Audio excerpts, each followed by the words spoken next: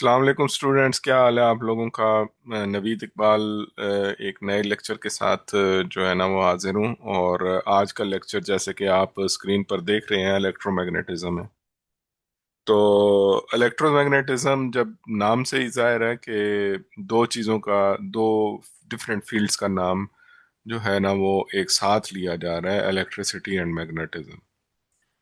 तो बेसिकली इस चैप्टर में और आज के लेक्चर में हम ये इस्टेब्लिश करेंगे कि ये दोनों जो फील्ड्स हैं ये एक दूसरे के साथ रिलेटेड हैं। एक के अंदर वेरिएशंस जो हैं वो दूसरे के अंदर इफेक्ट्स डालती हैं, और अगर और सेम अदर वे अराउंड। तो ये चैप्टर जो है ये पढ़ाने की जो है वो सबसे पहले इम्पोर्टेंट ये है कि मैंने आप लोगों को जो स्टूडेंट्स हैं उनको मल्टीपल टाइम्स जो है वो फिजिक्स अटेम्प्ट करने की आयरस एकेडमिया पे जो है ना वो रिक्वेस्ट की कि आप लोग फिजिक्स ट्राई करें, लेकिन स्टूडेंट्स जो है ना वो समहाउ हिचकिचा रहे हैं। तो कुछ स्टूडेंट्स ने डायरेक्ट मैसेजेस किए हैं कि फिजिक्स उनको कॉम्प्लिकेटेड लग रही है। तो चलें फिर इस चैप्टर को थोड़ा सा ज़्यादा आसान करके जो है ना वो आप लोगों के लिए प्रिपेयर किया है कि जो जो भी इसके अंदर कॉन्सेप्ट्स हैं उनको एनिमेशंस के ज़रिए, कि वो चीज़ जो है वो आपको होती भी नज़र आए, सादा ज़िंदगी की मिसालों के साथ जो है ना वो एक्सप्लेन करने की कोशिश करूँगा।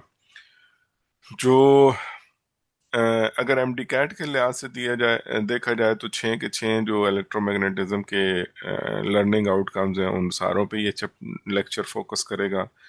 छः सात एनिमेशंस मैंने डाली हैं, कोशिश करूंगा कि मैं इसको 90 मिनट के अंदर कंप्लीट कर लूं। तो जो एक जो चीज़ है वो ये है कि कुछ कंसेप्ट्स के ऊपर मैं आप लोगों को स्पेशल वेकअप कॉल्स दूंगा कि जहाँ पे आप लोगों ने बहुत गौर से मेरी बात सुननी है। उसके अलावा कुछ चीज़ों पे जो है ना वो आप लोग सो सकते हैं, ठीक है। लेकिन कुछ चीज़ें जो हैं वो बहुत गौर से सुनने वाली हैं, क्योंकि जो एनिमेशंस बनाई हैं पर्टिकुलरली मैं उनके ऊपर रोकूंगा, क्योंकि वो पूरे का पूरा कंसेप्ट उस एनिमेशन के अंदर जो है ना वो डिस्क्राइब हुआ हुआ है। तो आप लोगों ने बहुत गौर से उस एनिमेशन को जो है ना वो सुनना है, और उसको समझने की कोशिश करनी है। उम्मीद है कि ये लेक्चर आज के बाद इलेक्ट्रोमैग्नेटिज्म आप लोगों के लिए जो है ना वो हलवा हो जाएगा, क्योंकि बहुत ही आसान तरीके से जो है ना वो मैंने इसको करने की कोशिश की है। चलते हैं। तो पहले तो सबसे पहले जो चीज समझने की है वो ये है कि इसके अंदर दो टॉपिक्स हैं। मेन चीज जो पूरे चैप्टर के अंदर जो डिस्कस हुई है वो दो टॉपिक्स हैं, और दोनों एक दूसरे के अपोजिट हैं। पहला टॉपिक ये है कि इलेक्ट्रिसिटी जो है वो मोशन पैदा करती है। सादा सी बात है, हम लोगों ने जिंदगी में देखी हुई है कि पानी की मोटरें घरों में चलती होती हैं, तो इलेक्ट्रिसिटी ऑन करते हैं, वो घूमती है, ठीक है। मोटर घूमना शुरू हो जाती है। लेकिन उसके पीछे क्या बेसिकली फैक्ट्स हैं कि वो कैसे मूव करती है, उस चीज को आज हम पढ़ेंगे, और उसके पीछे जो साइंस है उसको पढ़ेंगे। इसी तरह इलेक्ट्रिक कार्स हैं, वो भी मोशन पैदा, इलेक्ट्रिसिटी से आपकी मोशन पैदा होती है। इलेक्ट्रिसिटी जब बटन ऑन करते हैं तो आपके पंखे चलते हैं। तो मेन प्रिंसिपल उसका क्या है। और दूसरा जो है वो अपोजिट है, वो ये है कि मोशन से इलेक्ट्रिसिटी पैदा होती है। तो ये दो चीजें जो है ना ये इस पूरे चैप्टर का क्रक्स है। ये आप लोगों ने बेसिक याद रखना है कि हम इस चैप्टर में इन दो चीजों के अलावा कुछ नहीं पढ़ रहे। तो चलते हैं। जैसे कि एक इससे पहले कि हम डिटेल में जाएं, ये आप लोगों को सिमुलेशन सी नज़र आ रही है कि इलेक्ट जो है ना वो एक वायर के अंदर जो है वो करंट फ्लो कर रही है, उसके गिर्द इलेक्ट्रिक फील्ड पैदा हो रहा है, और उसके पास जो कंपस पड़ी है वो अ, उसकी नॉब्स घूमना शुरू हो गई। तो ये एक डायरेक्ट बेसिकली इंडिकेशन है कि इस वायर में से इलेक्ट्रिसिटी गुजरती है, तो मोशन इसके अंदर जो है वो कैंपस के अंदर क्यों आना शुरू हो जाते हैं। तो आज हम इन्हीं सवालों के जो है ना वो बेसिकली जवाब ढूंढेंगे। तो चलते हैं। इस लेक्चर के अंदर जो है वो मैं कुछ नहीं लिखने वाला, बहुत सारी चीजें जो हैं वो ऑलरेडी लिखी लिखाई हैं, क्योंकि मैं 4 से 5 घंटे का वन शॉट लेक्चर देना मुनासिब नहीं समझता। आप लोगों के पास भी टाइम थोड़ा सब कुछ स्लाइड की फॉर्म में होगा। तो ये स्लाइड जो है वो मतलब इसको जब मैं आयरस पे अपलोड करूंगा तो आप लोगों ने एरोज के साथ आगे पीछे इसकी स्लाइड्स को मूव कर लेंगे। जिस टॉपिक के साथ स्टार लगा हुआ होगा वो एमडी कैट का कोर टॉपिक है। बहुत गौर से आप लोगों ने जो है ना वो उसको सुनना है। एनिमेशंस दी हुई होंगी, उनको आप जो है ना वो प्रैक्टिस कर सकते हो। फिर इसके अंदर मैंने कि एग्जामिनर आपको कैसे ट्रैप कर सकता है, ये चीज भी जो है ना वो कि इसके कंसेप्ट के अंदर वो आप लोगों के साथ किस तरह की गेम कर सकता है, ज्यादा से ज्यादा वो क्या सोच सकता है। क्योंकि जो भी एग्जामिनर होगा उसकी 2-3 लिमिटेशंस हैं। वो एक तो ये है कि डॉक्टर्स हैं, फिजिक्स उनको को बहुत ज्यादा नहीं आती होती। फिर वो उन्हीं चीज़ों के मुतालिक ज़्यादा सवाल पूछेंगे जो उस फिजिक्स के मुतालिक ज़्यादा सवाल पूछेंगे जो वो डेली यूज़ करते हैं। तो वो इलेक्ट्रोमैग्नेटिज्म के अंदर पर्टिकुलरली वो कौन से टॉपिक हैं जो मेडिकल फील्ड के लिए बहुत ज़रूरी हैं, और जो एग्जामिनर सेटर है, जो एग्ज़ाम सेटर है, वो चूंकि उसके ऊपर ग्रिप होगी तो वो उसमें से आपको ट्रैप करने की कोशिश करेगा। वो मैं आप लोगों को बताऊंगा।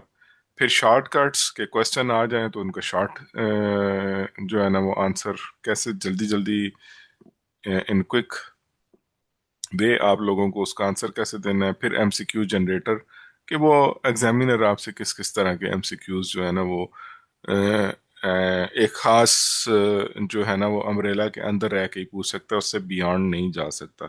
वो क्या क्या पूछ सकता है। तो चलें जी। जो चैप्टर है उसके अंदर सिर्फ 6 इक्वेशन हैं। आप लोगों को अक्सर जो है ना वो इशू होता है जी, इक्वेशनें बहुत ज्यादा हैं, रट्टा फार्मूला भूल जाएगा, हम लोग क्या करेंगे। तो इसके अंदर तो ये चैप्टर तो इतना मुश्किल नहीं है, हालांकि एमडी कैट का सबसे इंपॉर्टेंट चैप्टर है। तो इसकी तो सिर्फ 6 इक्वेशनें हैं। और इन इक्वेशंस का मतलब अगर जहाँ तक ताल्लुक देखा जाए ना, तो ये जो पहली 4 इक्वेशंस हैं इनका ताल्लुक जो है वो जो मैंने चैप्टर के शुरू में बताया है कि इलेक्ट्रिसिटी से मोशन पैदा करना, ये इक्वेशन सारी उसके ऊपर फोकस करती हैं। लेकिन जब हम आगे फैराडे और लेंज लॉ पे जाते हैं तो वहां पे ये चीज बदल जाती है। वहां पे मोशन से इलेक्ट्रिसिटी पैदा करने की बात हो रही है। तो हम इसके ऊपर जो है ना वो स्टेप बाय स्टेप जो है ना वो जानना है। ये डिस्टिंक्शन आप लोगों को याद करना बहुत जरूरी है कि कंसेप्चुअली कौन सी इक्वेशंस जो है ना वो इलेक्ट्रिसिटी टू मोशन के बारे में बात कर रही हैं, और कौन सी इक्वेशन जो है ना वो मोशन से इलेक्ट्रिसिटी के हवाले से बात कर रही हैं। इसमें से ये जो टॉपिक है ये वेलोसिटी सिलेक्टर, ये आप लोगों का बहुत इंपॉर्टेंट टॉपिक है, पर्टिकुलरली एमडी कैट वालों स्टूडेंट्स के लिए। क्यों? क्योंकि डॉक्टरों को इसका सबसे ज्यादा पता है। वो अ, अक्सर उनकी जो मशीनें हैं वो इस वेलोसिटी सिलेक्टर के प्रिंसिपल के ऊपर जो है ना वो बनाई गई हैं। मसलन वो खून के ज़रात में से पर्टिकुलर जो है वो उनको फिल्टर करना है, तो उसमें वो कैसे इस फार्मूले को यूज़ करते हैं, ये हम जो है ना वो आने वाले टाइम मतलब स्लाइड्स में मैं आपको बताऊंगा। तो बाकी ये है कि पीएमडीसी का सिलेबस भी मैंने यहाँ पे आपको बता दिया कि उसमें सबसे मैग्नेटिक फ्लक्स, फ्लक्स डेंसिटी की बात हो रही है, फ्लक्स और ये सारा ये आप लोगों के पास ऑलरेडी जो है ना वो पड़ा हुआ है। और मेरे पास चूंकि 6 ब्लॉग्स हैं, छठा मैं यहाँ पे डिस्कस नहीं करूँगा, लेकिन पहले जो 5 ब्लॉग हैं वो सारे के सारे आपके जो है ना वो एमडी कैट के सिलेबस में जो है ना वो से रिलेटेड है। चलें जी। यहाँ से जो है ना वो स्टार्ट करते हैं कि a magnetic field and a moving charge push on each other sideways. तो यहाँ पे जो है वो ये जो पुश है, ये बेसिकली पुश वही है जो मैं शुरू से बात कर रहा हूँ कि जो करंट है, जब वो और मैग्नेटिक फील्ड ये दोनों मतलब एक करंट फ्लो करती है तो उससे मोशन पैदा होती है। यहाँ पे उसको ही थोड़ा सा मुश्किल लफ्जों में लिखा हुआ है, लेकिन इसका मतलब वही है। जो ये जो चैप्टर है वो अभी हम इन्हीं चीजों के बारे में बात करेंगे कि कैसे जो है वो ये मैग्नेटिक फील्ड की जो पुश है, जो चार्ज को ऊपर वो पुश करता है साइड वेज से, एक साइड से, तो वो मोशन कैसे पैदा करती है। तो हम इसके अंदर जाते हैं जी स्टेप बाय स्टेप।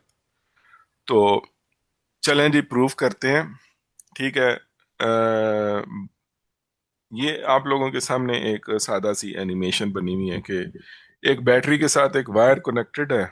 स्विच आप ओपन करते हो तो करंट फ्लो नहीं करता, और ना ही उसके पास पड़ी हुई जो कैंपस है उसके अंदर कोई मोशन होती है, बिल्कुल। लेकिन जैसे ही आप लोग स्विच करते हो तो कैंपस जो है ना उसकी नीडल मूव कर जाती है। तो सवाल ये पैदा होता है कि भाई इस करंट जो वायर के अंदर फ्लो कर रही है उसका कैंपस, उसने मोशन कैंपस के अंदर कैसे पैदा की। तो इसका जो जवाब है ना वो यहीं से जो है ना वो जो मैंने शुरू में बात की थी कि इलेक्ट्रिसिटी और मैग्नेटिज्म एक दूसरे के साथ रिलेटेड सब्जेक्ट्स हैं। ठीक है। एक के अंदर वेरिएशन दूसरे के अंदर वेरिएशंस को प्रोड्यूस करती है। तो ये यहाँ पे आप लोग देख रहे हैं कि इलेक्ट्रिसिटी हमने पैदा की वायर के अंदर, लेकिन जो कंपस है जो कि एक मैग्नेटिक डिवाइस है, उसके नॉर्थ और साउथ पोल्स होते हैं, वो मूव करना शुरू हो जाती है। तो इसका मतलब ये है कि एक्चुअली में करंट ने कुछ ऐसा किया है काम कि जिसकी वजह से जो है वो मैग्नेटिक फील्ड के अंदर कोई डिस्टरबेंस पैदा हुई है, जिससे कंपस जो है ना वो मूव कर गई है। तो अब हम इसको डिटेल में स्टडी करते हैं कि भाई वो कैसे जो है वो उसने मैग्नेटिक फील्ड को कैसे डिस्टर्ब किया है कि ये कंपास मूव कर गई है। तो ये तो सादा सी मिसाल है, ये मैं आप लोगों को शुरू में बता चुका हूं कि ये क्या थी।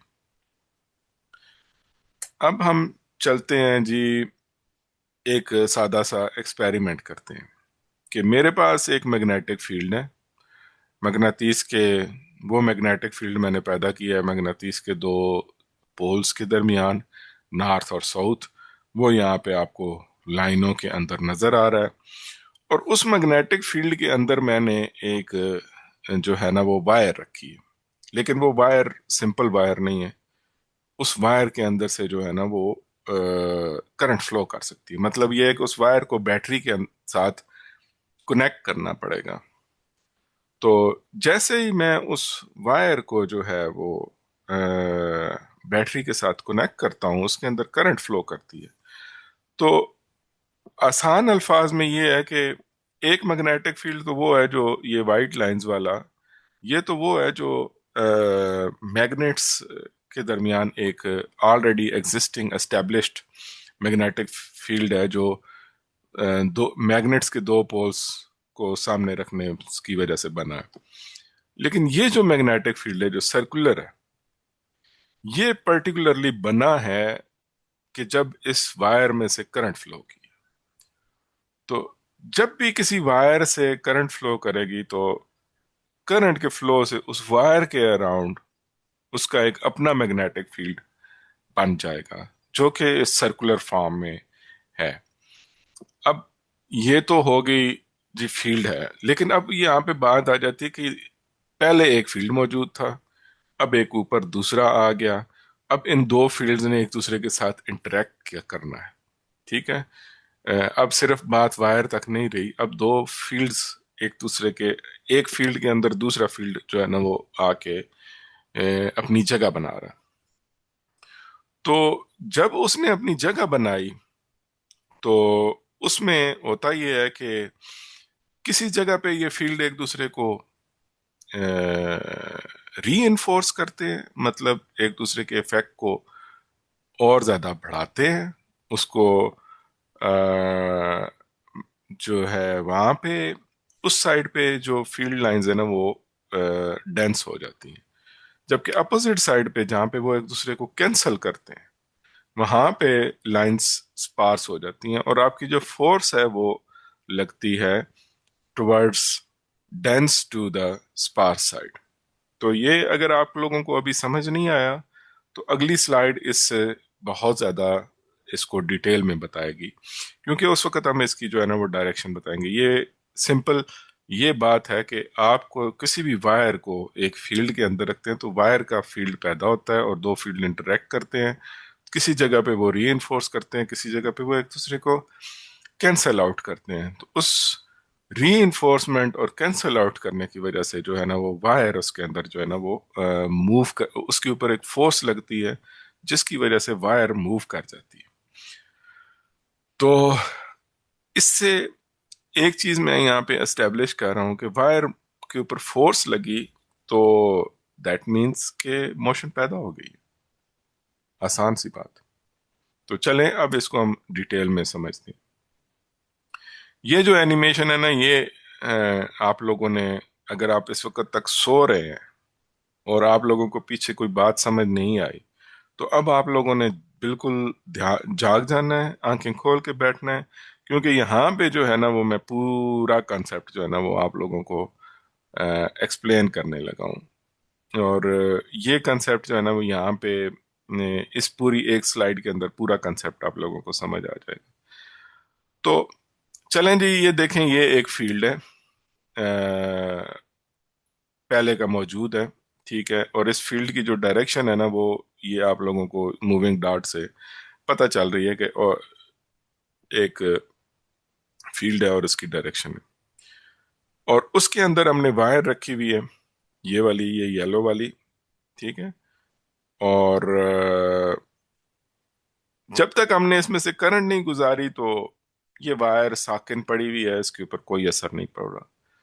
लेकिन जैसे ही हम जो है वो, फॉर एग्जांपल ये हम फील्ड हटा देते हैं, ये यहाँ पे जो है ना ये इसी का जो है ना वो वर्जन है कि ये जो फिगर है इसमें मैंने नॉर्थ और साउथ पोल से जो है ना वो फील्ड बनाया हुआ है मैग्नेट्स के, और उसके अंदर एक वायर रखी है, साकन हालत में पड़ी है, उसके ऊपर कोई असर नहीं हो रहा। एक फील्ड है, उसके अंदर वायर रखने से कोई फर्क नहीं पड़ता, ठीक है। ये आप लोगों को समझ आना चाहिए। और इसी तरह अगर ये फील्ड ना हो, ये वाइट लाइंस जो इन मैग्नेट्स के, ये फील्ड ना हो और वायर के अंदर से सिर्फ करंट भी गुजारते रहे, ठीक है। अब मैंने वहां से आप लोगों को, मैंने ये वायर्स, ये जो फील्ड लाइन है इनको मैंने डिम कर दिया, जो कि मैं ये बताने की कोशिश कर रहा हूँ कि अगर फील्ड मौजूद ना हो और वायर में से हम करंट गुजारना शुरू कर दें तो ये भी आप देखें कि इसके अराउंड एक जो है ना वो फील्ड पैदा होनी शुरू हो गई। और इस फील्ड की जो डायरेक्शन है वो आप लोगों को राइट हैंड रूल से पता चलती है। अब जैसे कि इस केस में जो है वो करंट जो है वो टुवर्ड्स द स्क्रीन, मतलब आप लोगों से अवे जो है ना वो करंट का फ्लो है। फॉर एग्जांपल इस पिक्चर में तो राइट हैंड रूल आप रखें तो आप लोगों को ये एग्जैक्टली यही मूवमेंट मिलेगी। आपकी जो फिंगर्स हैं वो आप लोगों को बताएंगी कि एग्जैक्टली जो है ना वो करंट, जो फील्ड की जो डायरेक्शन है वो राइट हैंड रूल से वही बनती है। तो ये चीज भी जो है वो एस्टेब्लिश हो गई कि अगर कोई दूसरा फील्ड मौजूद ना हो तो ये जो है इस अकेले का भी अपना कोई मकसद नहीं होता, इस अकेले का कोई फायदा नहीं होता। लेकिन यहाँ पे जो है ना वो, अब जो बात आती है मैं इसको एक जो है वो दो फौजों या कुछ सियासतदान या हुकूमत या उस तरह की एक मिसाल से जो है ना वो आप लोगों को एस्टेब्लिश करता हूँ कि एक फील्ड है, उसके अंदर आप लोगों ने एक वायर है और आप लोगों ने कोई अपना, आप लोग इन्फ्लुएंस एस्टेब्लिश नहीं करते तो उस फील्ड को कोई मसला नहीं है आप लोगों से, ठीक है। वो आराम आराम से अपनी जिंदगी गुजारता रहेगा, ठीक है। और इसी तरह ये फील्ड यूं समझ लें कि एक मुल्क की एस्टेब्लिशमेंट है, ठीक है। आप उसको तंग नहीं करते, आप उसके इन्फ्लुएंस को चैलेंज नहीं करते तो उसको आप लोगों से कोई नाराजगी नहीं है। और इसी तरह अगर एक पॉलिटिशियन है, ठीक है, उसने एक अपना एक हलका बनाया हुआ है, ठीक है, उसके अपने लोग हैं, ये एमपीए समझ लें, ठीक है। तो जब तक एस्टेब्लिशमेंट ना हो तो इसको भी जो है वो कोई खास इसको किसी चीज से इशू नहीं है। लेकिन जब ये लोग दोनों एक ही जगह पे रहने की कोशिश करते हैं, जैसा कि ये केस है कि ऊपर वाला मतलब एक आपकी एस्टेब्लिशमेंट भी है और आपका अपना भी फील्ड है, तो अब होगी क्या, लड़ाई होगी, ठीक है। एस्टेब्लिशमेंट क्या करेगी कि वो कुछ एमपीएस को ना आपके साथ आपसे अलग कर लेगी, ठीक है, वहां पे। और वो एमपीएस जो है ना वो एस्टेब्लिशमेंट के साथ मिलके एस्टेब्लिशमेंट के साथ जो है ना वो री उसकी एक्टिविटीज को री करना शुरू हो जाएंगे, वो यहाँ पे री। लेकिन कुछ जो थे, जो आपके अपने थे, उनको एस्टेब्लिशमेंट ने जो है ना वो ऑलरेडी किनारे लगा दिया है, ठीक है। तो उधर से तो जो है ना वो आपकी सारी चीजें होगी खाली। तो अब जो अगर एस्टेब्लिशमेंट हैवी है और उसने कुछ जो है वो आपके बंदे अपने साथ मिला लिए हैं, ठीक है, उनके साथ कंस्ट्रक्टिव इंटरफेरेंस कर लिया है, तो वो क्या करेंगे, आपको गिराने की कोशिश करेंगे, ठीक है, आपको धकेलने की कोशिश करेंगे। जैसे कि यहाँ पे आप लोगों को नजर आ गया कि आपको नीचे गिराने की फोर्स लगा रहे हैं टुवर्ड्स डाउन साइड। तो ये जो है ना वो ये यहाँ पे नजर आ रहा है कि इस वायर को जो है ना वो नीचे की तरफ पुश मिल रही है। तो यही बेसिकली एग्जैक्टली जो है वो, अब वायर को पुश मिली तो इट मींस के फील्ड ने क्या किया, फील्ड जिसको मैं एस्टेब्लिशमेंट कह रहा हूँ, जो एग्जिस्टिंग फील्ड है, एस्टेब्लिश्ड फील्ड है, उसके अंदर जब आपने अपना फील्ड पैदा करना शुरू कर दिया, आपने उसके साथ लड़ाई लड़ी, तो क्या होगा कि उसने आपके कुछ बंदे अपने साथ मिला लिए, कुछ को साइड पे लगा दिया, और आपको जो है ना वो उसने वायर को उस आपने उसको फोर्स लगाई किसी भी डायरेक्शन में। जैसे कि यहाँ पे इस केस में जो है ना वो फोर्स नीचे लग रही है, आपको गिराने की कोशिश की है, जिसकी वजह से क्या हुआ कि वायर जो है वो मूव कर गई। वायर मूव कर गई है, इट मींस के फील्ड से मोशन पैदा हो गया, ठीक है। लेकिन ये मोशन एवं पैदा नहीं होता अनलेस के दोनों फील्ड्स एक साथ इकट्ठा रहने की कोशिश करें। तो जब वो इकट्ठा रहने की कोशिश करते हैं तो कहीं पे वो री करते हैं, कहीं पे कैंसिल करते हैं, तो ये सुपर इम्पोज हुए और आपकी जो है ना वो फील्ड से मोशन पैदा हो। तो चलें जी, अब हम इसको जो है ना वो एक फार्मूला के जरिए एक्सप्लेन करते हैं। तो फार्मूला जो है वो जैसा कि है वो F = BIL sin थीटा। तो जहां पे भी साइन थीटा लगा हुआ हो, BIL दो पैरामीटर्स हों और साइन थीटा लगा हुआ हो, तो बेसिकली ये एक क्रॉस प्रोडक्ट है। तो ये यहाँ पे बताया हुआ है कि इसको क्रॉस प्रोडक्ट की फॉर्म में I × L cross product with B, ठीक है। तो अब यहाँ से जो है ना वो आप लोगों ने बहुत गौर से जो है ना वो मेरा पॉइंट समझना है कि ये आपको फील्ड नजर आ रहा है, फील्ड लाइंस, ठीक है। अगर आप इसके साथ जो है वो अ, इससे पहले कि मैं इसकी तरफ जाऊं, इम्पॉर्टेंट ये है कि जो साइंस की टर्म में ना परपेंडिकुलर और पैरेलल, इन दोनों के दरमियान जो है ना वो डिफरेंस समझना जरूरी है। कि पैरेलल का मतलब है कि आप और आपका जो प्रोजेक्शन है वो किसी वेक्टर के साथ दोनों फुली अलाइंड है, ठीक है। आपका प्रोजेक्शन जो है वो दूसरे वेक्टर के ऊपर बिल्कुल आ रहा है, और that's why you are parallel. लेकिन प्रोजेक्शन जो है वो दूसरे वेक्टर के ऊपर जब निल होता है तो आप परपेंडिकुलर हो जाते हो। तो यहाँ पे जो एरिया ये जो वायर है, अगर आप इसकी डायरेक्शन को फील्ड के साथ पैरेलल में कर दें, मतलब आप एल वेक्टर को जो है वो फुली अलाइन कर लें बी वेक्टर के साथ, तो आपके ऊपर कोई फोर्स नहीं लगेगी। ये बिल्कुल ऐसे ही है कि अगर आप एस्टेब्लिशमेंट के और आपका एजेंडा एक हो जाए तो कोई आपके ऊपर फोर्स नहीं लगेगी, ठीक है, आपको कोई मसला नहीं होगा। लेकिन जब आप उससे इख्तलाफ करेंगे, आप उसके साथ परपेंडिकुलर डायरेक्शन में चलेंगे, आप उसकी हर चीज से इख्तलाफ करेंगे, ठीक है, जैसे कि यहाँ पे वायर है, ये वायर जब फील्ड के साथ एक परपेंडिकुलर डायरेक्शन बनाती है तो उस वक्त क्या होती है, एस्टेब्लिशमेंट की तरफ जो कि बी है, बी फील्ड, वो उसके ऊपर सबसे ज्यादा फोर्स लगाएगा। ठीक है। तो ये एक इम्पॉर्टेंट आप लोगों ने याद रखना है, और ये एमडी कैट के हवाले से बहुत ज्यादा इम्पॉर्टेंट है कि वो आप लोगों से ये सवाल पूछ सकते हैं कि फोर्स कब मैक्सिमम होगी कब मिनिमम होगी। तो आप लोगों ने यहाँ पे ये देखना है कि जब वायर वायर की अपनी डायरेक्शन, ठीक है, यहाँ पे मैं वायर की अपनी डायरेक्शन का लफ्ज बड़ा केयरफुली यूज कर रहा हूँ, क्योंकि आगे जो हम टॉपिक पढ़ेंगे उसमें वायर की डायरेक्शन नहीं बल्कि वायर के ऊपर जो नॉर्मल वेक्टर है उसकी डायरेक्शन जो है ना वो मैटर करेगी। लेकिन यहाँ पे जब हम F is equal to B I L sine theta पढ़ रहे हैं तो वायर का एंगल और फील्ड का एंगल, इन दोनों के दरमियान जो है ना वो रिलेशनशिप एस्टेब्लिशमेंट करना है। तो यहाँ पे वायर का एंगल और फील्ड का एंगल वायर फील्ड के बिल्कुल पैरेलल हो जाएगी तो फोर्स जीरो है। जैसे ही वायर फील्ड के परपेंडिकुलर हो जाएगी तो फोर्स जीरो है, क्योंकि साइन 90 जो है ना वो जीरो होता है, और साइन 90 जीरो होता है। हम्म,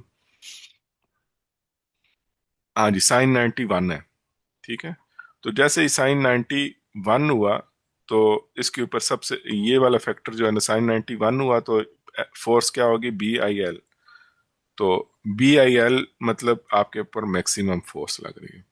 लेकिन जैसे ही ये पैरेलल में हो गए तो फोर्स जीरो होगी। यहाँ पे आप लोग जो है ये इम्पोर्टेंट स्लाइड है, इसमें आप लोगों को लेकिन ये एक रिवीजन स्लाइड है, क्योंकि पिछली स्लाइड में मैंने आप लोगों पे एस्टेब्लिश किया है कि ये एक क्रॉस प्रोडक्ट है। तो क्रॉस प्रोडक्ट की आप लोगों को एक निशानी जहन में रखनी चाहिए कि क्रॉस प्रोडक्ट के अंदर जितने भी पैरामीटर्स होते हैं वो एक दूसरे के ऊपर परपेंडिकुलर होते हैं। जैसे कि ये एक क्रॉस प्रोडक्ट था आई बी और फोर्स के दरमियान, force is equal to I cross B. तो जो ये तीनों वेक्टर हैं ये एक दूसरे के परपेंडिकुलर होंगे, ये क्रॉस प्रोडक्ट की फंडामेंटल डेफिनेशंस में से है।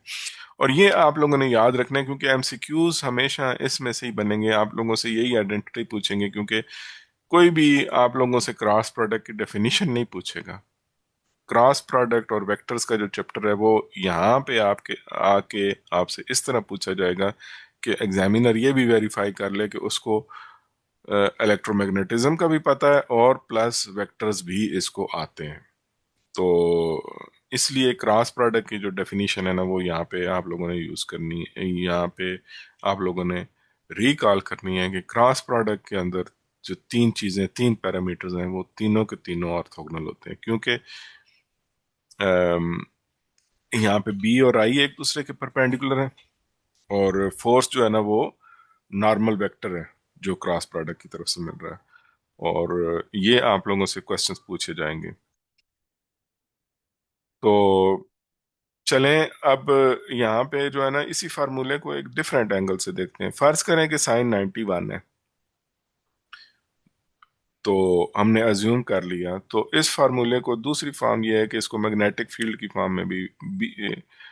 फॉर्म में भी लिखा जा सकता है कि force divided by I over L, force divided by I times L. ठीक है। तो ये फार्मूला ना आप लोगों को बड़ी इंपॉर्टेंट इंसाइट्स देता है। वो कैसे, कि अगर मैंने इस फोर्स को कम करना हो तो मेरे पास क्या क्या ऑप्शन है, कि मैंने अगर एस्टेब्लिशमेंट का इम्पैक्ट, एक एस्टेब्लिश्ड मैग्नेटिक फील्ड जिसको मैं एस्टेब्लिशमेंट कह रहा हूँ उसका मैंने इम्पैक्ट कम करना है, तो मेरे पास दो हथियार हैं, एक आई है और एक एल है। या तो मुझे करंट ज्यादा करनी पड़ेगी, वायर में से अगर करंट मैं ज्यादा फ्लो कराऊंगा तो उसको ऊपर जो फोर्स, वो फोर्स जो है ना वो जो उसका मैग्नेटिक फील्ड है जो वायर के अराउंड पैदा हुआ है, वो हो सकता है मैग्नेटिक फील्ड जो मैग्नेट से जो एस्टेब्लिश्ड मैग्नेटिक फील्ड है या एस्टेब्लिशमेंट है उसके ऊपर भारी पड़ जाए। तो मुझे जो है वो इस फोर्स को कम करना है, तो आई को बढ़ाऊंगा तो ऑटोमेटिकली इस फोर्स जो है ना ये कम होना शुरू हो जाएगी। तो इसी तरह ये जब भी ये रेशोज आए तो जो डिनोमिनेटर है उसको ज्यादा करने से आपकी जो है ना इक्वेशन दूसरी साइड पे जो उसका इम्पैक्ट है जो बी का वो कम होना शुरू हो जाएगा। चलें जी, ये एनिमेशन तो प्रैक्टिस के लिए है कि इसको स्टार्ट मैंने इस तरह किया है कि फार्मूला आपके पास दिया हुआ है, ये आपसे चीजें पूछी जाएंगी कि अभी मैंने एफ बी आई और एल दोनों की तीनों की वैल्यूज वन वन ली हुई है और साइन 90 को भी मैंने वन लिया हुआ है। तो हमारा जो आंसर है ना वो वन है। लेकिन जैसे ही मैं साइन का एंगल चेंज करता हूं तो आप लोग देखेंगे कि होना क्या चाहिए असूली तौर पे। जैसे ही साइन को जो है ना वो मैंने एंगल इस रॉड का चेंज किया तो ये पहले वन था 0.62 हो गया। ठीक है, इसका मतलब ये हुआ कि फोर्स कम हो गई है। और जैसे ही मैं इसका एंगल जो है वो जीरो किया तो इसके ऊपर फोर्स जो है ना वो कम होगी, मतलब जीरो हो गई है। मतलब आप एस्टेब्लिशमेंट के साथ फुल्ली अलाइन हो गए हैं, तो आप लोगों को आपको कोई टेंशन लेने की अब जरूरत नहीं है। ठीक है। पंगा तब आता है जब आप एस्टेब्लिशमेंट के ख्यालात से जो है ना वो डिसएग्री करना शुरू होते हैं। आप एक पेज पे नहीं रहेंगे तो एस्टेब्लिशमेंट आपके ऊपर ज्यादा से ज्यादा फोर्स लगाएगी। और इसी तरह वो आप लोगों का ये है कि बी फील्ड, बी बी को ज्यादा करेंगे, जितना डब करेंगे उतनी ही आपके ऊपर फोर्स ज्यादा लगेगी। इसी तरह करंट को जितना ज्यादा करेंगे आप लोग आपके ऊपर फोर्स भी उतनी ज्यादा बढ़ेगी, उतना ही ज्यादा जो है ना वो आप लोगों पे मतलब मोशन ज्यादा पैदा होगा। चलें जी, इसमें से ये पहला ब्लॉक जो है ना वो एंड होने वाला है। और इसमें से आप लोगों से क्या क्या ट्रैप्स पूछे जाएंगे। तो मैंने आप लोगों को बहुत केयरफुली याद कराया कि यहाँ पे जो एंगल है ना वो वायर के अपने और फील्ड के दौरान के दरमियान है। ठीक है। तो आप लोगों से जो क्वेश्चंस पूछे जा सकते हैं उसमें ये ट्रिक किया जा सकता है कि वो हो सकता है किसी और चीज का एंगल पूछ लें कि नॉर्मल टू द वायर या इस तरह करके ना। तो उससे आप लोग बड़े इजीली ट्रिक हो सकते हो, क्योंकि आप लोग गलत एंगल पुट करोगे आंसर गलत कर दोगे। फिर ये है कि F is parallel to B. ठीक है। ये और ये ऑटोमेटिकली आप लोगों ने इसको गलत करना है, क्योंकि F is along the current. ये भी गलत है क्योंकि ये F is perpendicular to B होता है। ये अलोंग वाली बात कोई नहीं होती इस केस में particularly. F is always perpendicular to current. F is always perpendicular to B because why? Because it's a cross product relationship और class product by definition जो तीन entities होती हैं वो एक दूसरे के perpendicular होती हैं। फिर यूनिट्स में से आप लोगों को ट्रिक कर सकता है कि वो आप लोग रटा मारने के अलावा आप लोगों के पास कोई हल नहीं है। फ्लक्स डेंसिटी वेबर ये हम लोग आने वाले जो चैप्टर्स में है ना वो मतलब ये हम खैर मेरे ख्याल में मैं पढ़ चुके हैं, जो मैंने आप लोगों को नहीं बताया कि ये आपकी यूनिट है। ठीक है। 1 टेस्ला इज इक्वल टू, यहाँ से जो बी है उसको हम टेस्ला में मेजर करते हैं और फोर्स न्यूटन में है। करंट की जो है ना वो अम्पेयर है, लेंथ मीटर में होती है तो Newton per ampere per metre. ठीक है। तो इसको हम वेबर पर मीटर स्क्वायर भी कह सकते हैं। तो ये जो है ना ये यूनिट्स हैं, इसको आपने रट्टा मारना होगा। लेकिन अगर आप इस फार्मूला को याद रख लेंगे तो रट्टा लगाना कोई मुश्किल नहीं है, क्योंकि आपको फोर्स की यूनिट पता होनी चाहिए, आई की और एल की। ठीक है। और आप लोगों को जो है ना वो एस आई यूनिट पता होनी चाहिए।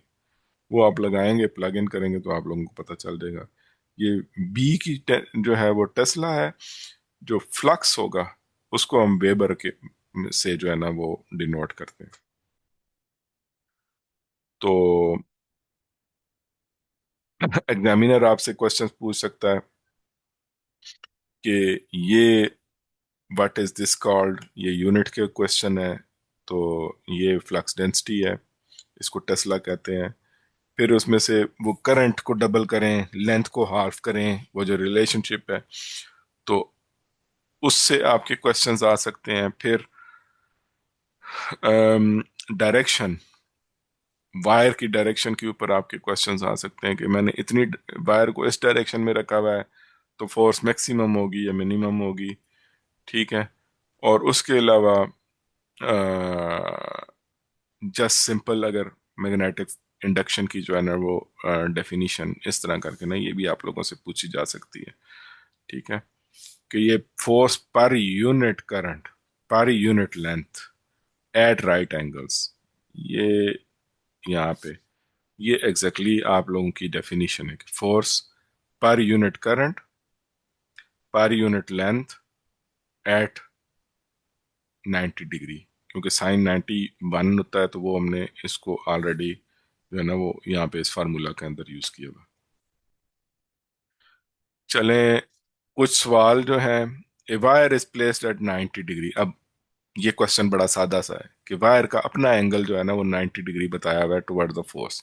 इसका मतलब है कि स्टेटमेंट के अंदर मुझे कुछ और ज्यादा सोचने की जरूरत नहीं है, क्योंकि वायर का अपना एंगल है। तो साइन 91 हो गया। The current is doubled, current को मैंने डबल किया और मैंने जो है वो वायर को जो है ना वो 90 से टर्न करके 30 पे ले आया हूँ। तो आप लोगों को ये पता होना चाहिए कि साइन 30 कितना होता है। तो ये मेरे ख्याल में साइन 31/2 होता है। तो करंट को मैंने डबल किया तो ये जो है वो आंसर जो है वो करंट को भी डबल कर दिया और साइन 31/2 था तो दोनों 2 × 1/2 तो इम्पैक्ट कैंसिल हो गया, तो फोर्स जितनी थी उतनी ही रहेगी। Force on a current carrying wire is zero. ठीक है। When the wire is, force zero होगी मतलब when the wire is parallel to the B. ठीक है। आप जब एस्टेब्लिशमेंट के सारे जो हुक्म है जो उसकी पॉलिसीज हैं उनके साथ इख्तलाफ नहीं करेंगे, आप उनके साथ पैरेलल और एक पेज पे रहेंगे तो आप लोगों को फोर्स कोई भी नहीं लगेगी। 1 Newton per ampere per metre square is Tesla, ये भी हम लोगों ने पढ़ा है। तो इस तरह के क्वेश्चंस जो हैं वो आप लोगों से पूछे जा सकते हैं। ये सिंपल, इसी इससे ज्यादा वो आप लोगों से पूछ नहीं सकता, क्योंकि फार्मूला यही है। इस फार्मूले के अंदर किस तरह के ट्रिक्स हैं वो हम ऑलरेडी एनिमेशन से देख चुके हैं। चलें जी, नेक्स्ट टॉपिक पे आते हैं। अब हमें पता तो चल गया कि फोर्स लगती है, लेकिन फॉर एग्जांपल एक सियासतदान है या कोई भी बंदा है, वो ये चाहता है कि मैं देखूं कि यार ये फोर्स कितनी लगेगी। अ, या वायर की ये ख्वाहिश है कि मैं ये देखूंगी यार ये फोर्स कितनी लगेगी। तो फोर्स वो चाहता है, वो इसको समझना चाहता है, या वायर ये चाहती है कि मैं ये समझूं। तो ये भी बहुत ही आसान सा टॉपिक है कि आपका फार्मूला है फ्लक्स का, कि ये मैग्नेटिक फील्ड लाइंस हैं, जितना आप उसको अपने आप को उसके साथ एक्सपोज करोगे, ठीक है, उतनी फोर्स ज्यादा लगेगी। जितना आप उसको अपने एरिया को, ठीक है, आपने अपने एरिया को जो है ना वो उसके साथ जितना एक्सपोज करोगे। इसलिए यहाँ पे जो है वो सबसे इंपॉर्टेंट बात ये है कि आपने एरिया का नॉर्मल वेक्टर लेना है। ठीक है। जब फ्लक्स मेजर करना है या फ्लक्स डेंसिटी मेजर करनी है तो आप लोगों ने एरिया का नॉर्मल वेक्टर लेना है। अब आपने वायर का एंगल नहीं लेना। ठीक है। तो ये जो डिस्टिंक्शन है ना ये पिछले फार्मूले से डिफरेंट है। पिछला जो BIL साइन थीटा था, यहाँ पे ये डिफरेंट है कि आपका जो है, आपने वायर को फील्ड लाइंस के साथ जितना एक्सपोज किया, ठीक है, तो नॉर्मल वेक्टर जो है वो जीरो हो जाएगा।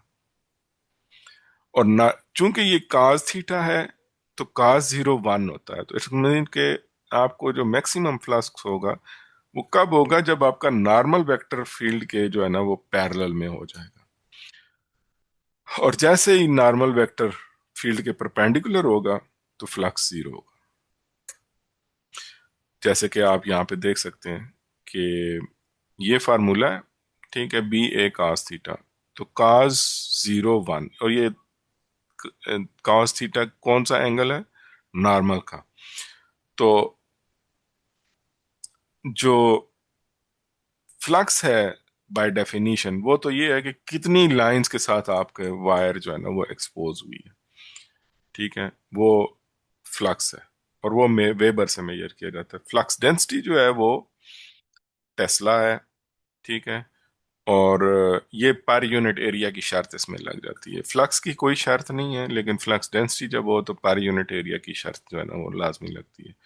तो ये आप लोग यहाँ पे देख सकते हैं कि जब बी और ए एरिया का जो नॉर्मल वेक्टर है वो आपस में एक दूसरे के साथ पैरेलल में हो जाए, ठीक है, तो आपका फ्लक्स जो होगा वो क्या होगा? एरिया का जो है वो बी के पैरेलल होने का मतलब ये है कि वायर पर परपेंडिकुलर होगी ये फील्ड के, तो इट मीन्स कि फ्लक्स मैक्सिमम होगा। और फ्लक्स मिनिमम कब होगा? जब बी और ए आपस में एक दूसरे के परपेंडिकुलर होंगे। ये यहाँ पे एनिमेशंस के अंदर ये वाज़े नजर आ रहा है। तो अनलाइक जो हमारा प्रीवियस फार्मूला था force on a wire in a magnetic field, जो फ्लक्स का फार्मूला है वो एक डॉट प्रोडक्ट है। क्यों? क्योंकि फ्लक्स तो नंबर ऑफ लाइंस को काउंट कर रहा है, तो ये नंबर है, इसकी कोई डायरेक्शन नहीं होगी। तो ये एक स्केलर प्रोडक्ट है या डॉट प्रोडक्ट है। तो ये बी और ए का डॉट प्रोडक्ट है, और जब डॉट प्रोडक्ट होता है तो कोसाइन साथ लगता है।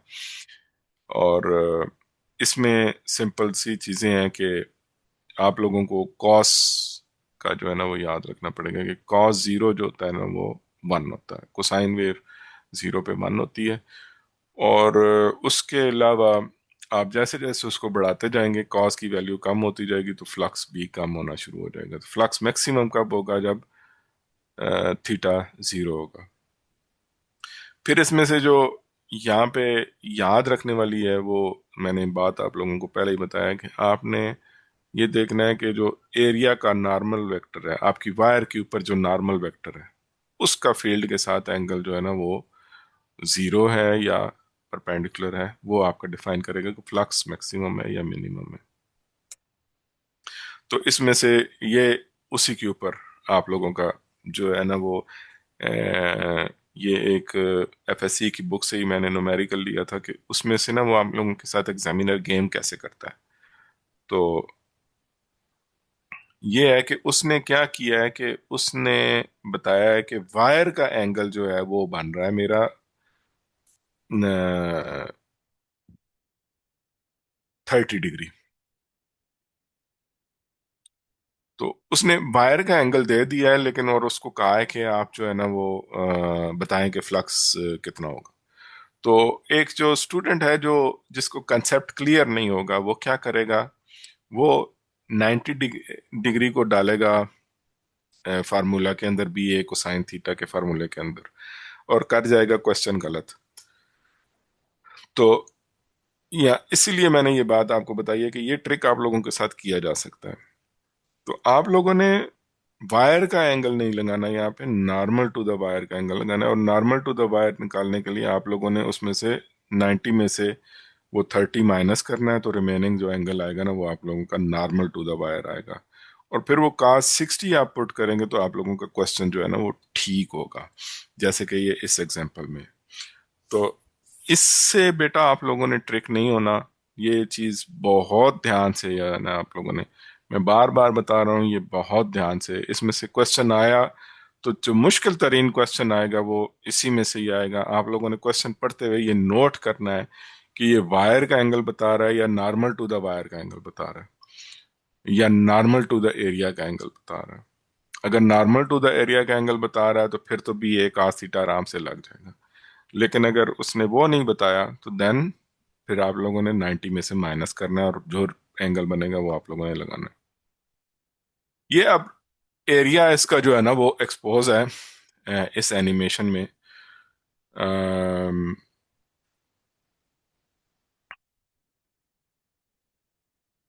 अम, ये एक रिंग है, सर्कुलर रिंग, और इसका एरिया जो है ना वो मैग्नेटिक फील्ड से एक्सपोज हुआ हुआ है। और नॉर्मल जो है ना वो इस मैग्नेटिक फील्ड की डायरेक्शन और नॉर्मल की direction they are parallel to each other.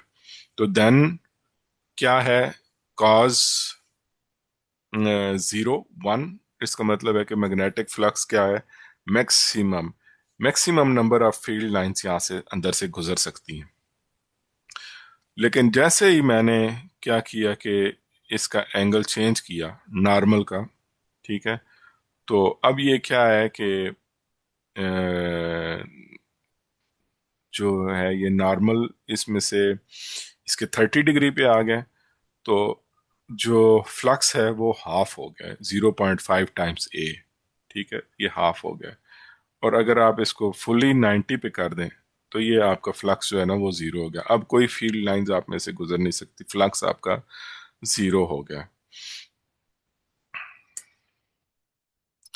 फिर दूसरा इसमें से ये सिंपल से हैं कि आप लोग फील्ड स्ट्रेंथ बढ़ाते जाएं, ठीक है, तो आपका क्या फर्क पड़ेगा। यहाँ से आप लोगों का ना वो, अगर किसी को कंसेप्ट क्लियर नहीं है तो वो क्या करेगा कि एंगल को इस तरह कर देगा कि जैसे कॉस 91 होता है, जीरो होता है, ठीक है, और फील्ड को कह देगा जी हाँ जी फील्ड जो है ना वो इन्फिनिट, उसके फील्ड की स्ट्रेंथ जो है ना वो बहुत ज्यादा है, फॉर एग्जांपल इन्फिनिटी। तो एक वीकर स्टूडेंट जो होगा वो ये क्या करेगा, वो ट्रिक हो जाएगा, वो कहेगा फिर इतना ज्यादा फील्ड है तो फ्लक्स भी जो है ना वो इन्फिनिट हो जाएगा। नहीं, ऐसे इन्फिनिट नहीं होगा, क्योंकि उसका जो एंगल है वो भी मैटर करता है, और यहाँ पे इस केस में एंगल जो है ना वो नॉर्मल का एंगल जो है ना वो फील्ड के परपेंडिकुलर हुआ हुआ है, तो लिहाजा इसमें से कोई फील्ड फ्लक्स जो है ना वो जीरो होगा। इस तरह के ट्रिक्स आप लोगों ने जहन में रखने हैं। तो दूसरा ब्लॉक हमारा खत्म होने वाला है। यहाँ पे मैं जिस बात की तरफ आप लोगों को बार बार ध्यान दिलवा रहा हूँ, plane angle versus normal angle, कि ये ट्रिक खेलेगा, flux is not a vector, ठीक है, ये एक स्केलर क्वांटिटी है क्योंकि बी ए cos थीटा है।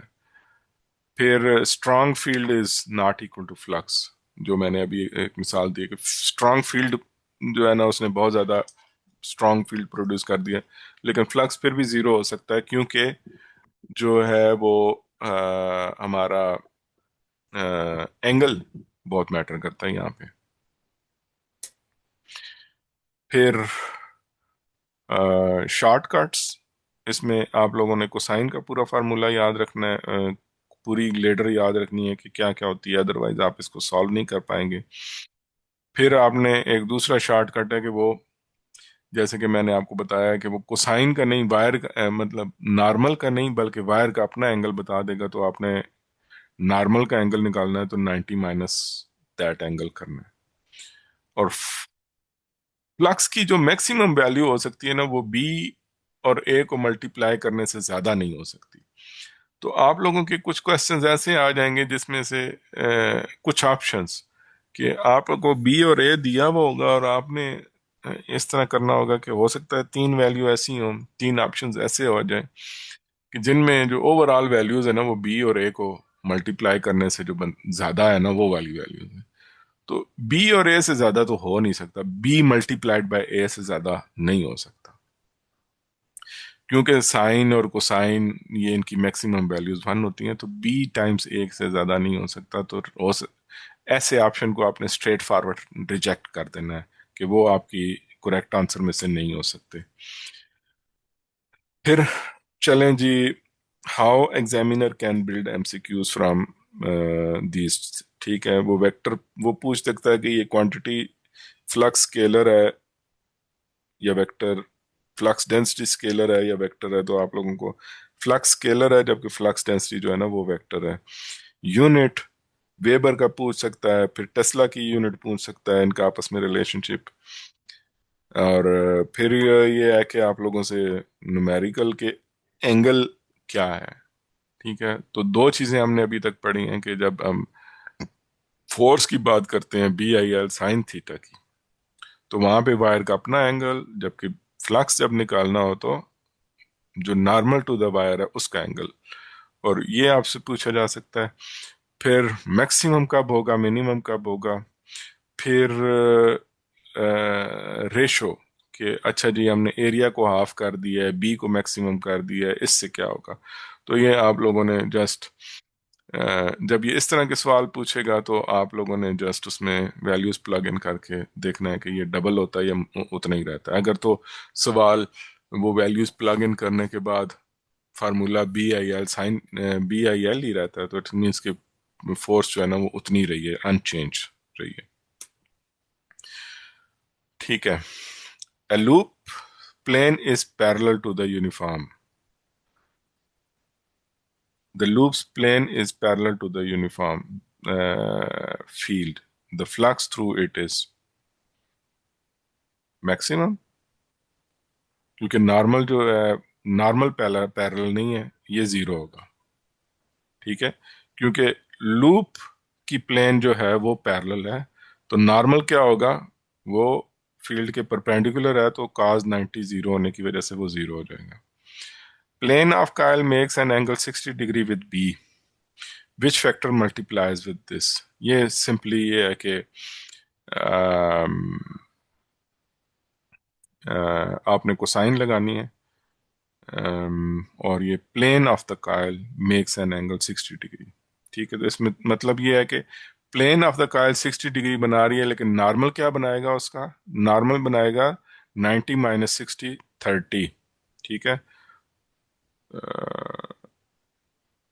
इस हिसाब से मेरे लिए हिसाब से ये आंसर जो है ना वो ठीक बनता है। और magnetic flux is measured in weber. ठीक है, चलें जी। ये जो अब जो पीछे हमने टॉपिक पढ़े हैं ना, वो तो हमने पढ़ा है कि अच्छा जी फोर्स जो है ना वो लगती है अ, एक वायर के ऊपर। लेकिन क्या सोचने की बात यह है कि क्या साइंटिफिक पॉइंट ऑफ व्यू से यही हम समझना चाहते थे? तो अच्छा, इससे अगर हमें पता भी चल गया कि वायर जो है ना उसके ऊपर फोर्स लग रही है, तो क्या बुक वालों ने हमें ये एक्चुअली में यही पढ़ाने की कोशिश की है? तो मेरा जवाब है कि नहीं, वो सिर्फ एक एक्सपेरिमेंट था कि वायर के ऊपर फोर्स लग रही है, लेकिन एक्चुअल वायर के अंदर चार्जेस फ्लो कर रहे हैं, वो फोर्स उनके ऊपर लग रही है। जो एक्चुअली में जो अब हम बेसिकली वो जो हमने B I L sine theta, F is equal to B I L sine theta, वो फोर्स जो थी, वो फोर्स तो एक्सपेरिमेंट है कि अच्छा जी वो इतनी लगी है फोर्स उसके ऊपर, लेकिन एक्चुअली में वो फोर्स जो है ना वो वायर नहीं, वायर के अंदर जो चार्जेस हैं उनके ऊपर लग रही है। तो अब हम उसी जो B I L sine theta, वो वाला जो एक्सपेरिमेंट है उसका जूम्ड वर्जन पढ़ेंगे कि वही फोर्स जो है ना वो चार्जेस के ऊपर आके जब हम देखते हैं तो वो क्या होता है। तो अब उसको हम उस फोर्स के ऊपर जो है ना वो नेक्स्ट टॉपिक में बात होगी। ठीक है, तो सबसे पहली जो बात है ना वो आप लोगों से ये इम्तिहानी पॉइंट ऑफ व्यू से ये बहुत इंपॉर्टेंट टॉपिक है कि चार्जेस जो हैं वो हमेशा सर्कल में मूव करते हैं। ठीक है, और ये टॉपिक जो है ना ये बहुत इंपॉर्टेंट है, क्योंकि ये वेलोसिटी सिलेक्टर वाला टॉपिक है। और ये यहाँ पे आप लोगों ने सोना मना है, आप लोगों ने बहुत ध्यान से जो है ना वो मेरी बात सुनी कि जो लाइटर चार्जेस हैं उनका रेडियस कम होता है, जो हैवियर चार्जेस हैं उनका रेडियस ज्यादा हो जाता है। तो आप लोगों से क्वेश्चंस जो है ना वो इस तरह के पूछे जा सकते हैं कि अच्छा जी हो सकता है पिक्चर दिखा दी जाए कि दो चार्जेस हैं वो मूव कर रहे हैं, एक का जो है ना वो रेडियस ज्यादा है, दूसरे का कम है, और आप जो है ना वो कह दिया जाता है कि बताओ इसमें से इलेक्ट्रॉन कौन सा है, प्रोटॉन कौन सा है। तो अब इलेक्ट्रॉन आपको पता है कि मच लाइटर है कंपेयर टू प्रोटॉन, तो उसका सर्कल जो जिसका छोटा होगा, ठीक है, वो इलेक्ट्रॉन होगा, जिसका बड़ा होगा वो प्रोटॉन होगा। तो चलें जी, अब हम उसी फोर्स जो हमने पीछे पढ़ी है अब हम उसको देखते हैं कि ये चार्ज पे जब लगती है तो वो क्या होता है। तो इसको जो है ना वो वहां पे आई एल क्रॉस बी एक क्रॉस प्रोडक्ट था, सिमिलर यहाँ पे क्रॉस प्रोडक्ट है, लेकिन वो वी क्रॉस बी है। चार्ज है F is equal to Q Q और वी क्रॉस बी, और ये F is equal to Q V B sine theta, ये बिल्कुल एनालॉगस फार्मूला है, जिस तरह के F is equal to B I L sine theta था, ये बिल्कुल उसके एनालॉगस है। और उसी की तरह ये भी एक क्रॉस प्रोडक्ट है। तो जितनी साइंसें हम लोगों ने वहां पे झाड़ी थी ना कि कब परपेंडिकुलर होगा, कब ये मैक्सिमम होगा, कब मिनिमम होगा, वो सारी साइंसें यहाँ पे वैसे की वैसी जो है ना वो होल्ड करती हैं। तो ये एक क्रॉस प्रोडक्ट है, ठीक है। तो पहली साइंस तो हमें ये समझ आई कि फोर्स, वेलोसिटी और बी ये एक दूसरे के पैरेलल नहीं हो सकते, ये तीनों के तीनों एक दूसरे के ऊपर परपेंडिकुलर होंगे। क्यों? क्योंकि ये क्रॉस प्रोडक्ट की प्रॉपर्टी है, करेक्टरिस्टिक्स है कि तीनों वेक्टर जो उसके अंदर उसके एक क्रॉस प्रोडक्ट को डिफाइन करते में लगते हैं, वो तीनों के तीनों जो है ना वो एक दूसरे के परपेंडिकुलर होते हैं। अगर ये कोई भी दो वेक्टर एक दूसरे के पैरेलल हो जाएं तो ओवरऑल फोर्स जो है ना वो जीरो हो जाती है। अभी यहाँ पे जो एग्जांपल है, जो एनिमेशन है, इसमें आप लोग देख रहे हैं कि एक फोर्स जो है ना वो इस चार्ज के ऊपर लग रही है टुवर्ड्स अपवर्ड, ठीक है। लेकिन अगर जब ये चार्ज नेगेटिव होगा तो ये डाउनवर्ड लगेगी, और ये फोर्स की डायरेक्शन जो है ना वो क्या है, वो perpendicular to the velocity according to the cross product. तो कुछ चीजें जो हैं वो मतलब बड़ी स्ट्रेट फॉरवर्ड है, मतलब ये इनके जब एमसीक्यूज आएंगे तो आप लोगों ने बिल्कुल इसको जो है ना वो आंखें बंद करके सॉल्व करना होगा, क्योंकि ये मुफ्त के जो है ना वो सवाल हैं जिनके आप लोगों ने आंसर मिल जाएंगे। कि V is parallel to the B, ठीक है।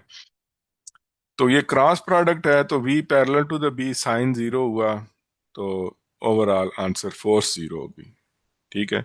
कि जब आपका उसके एस्टेब्लिशमेंट के साथ अपनी ताल्लुकात उस्तवार कर लेंगे तो आप लोगों के ऊपर कोई फोर्स नहीं लगेगी।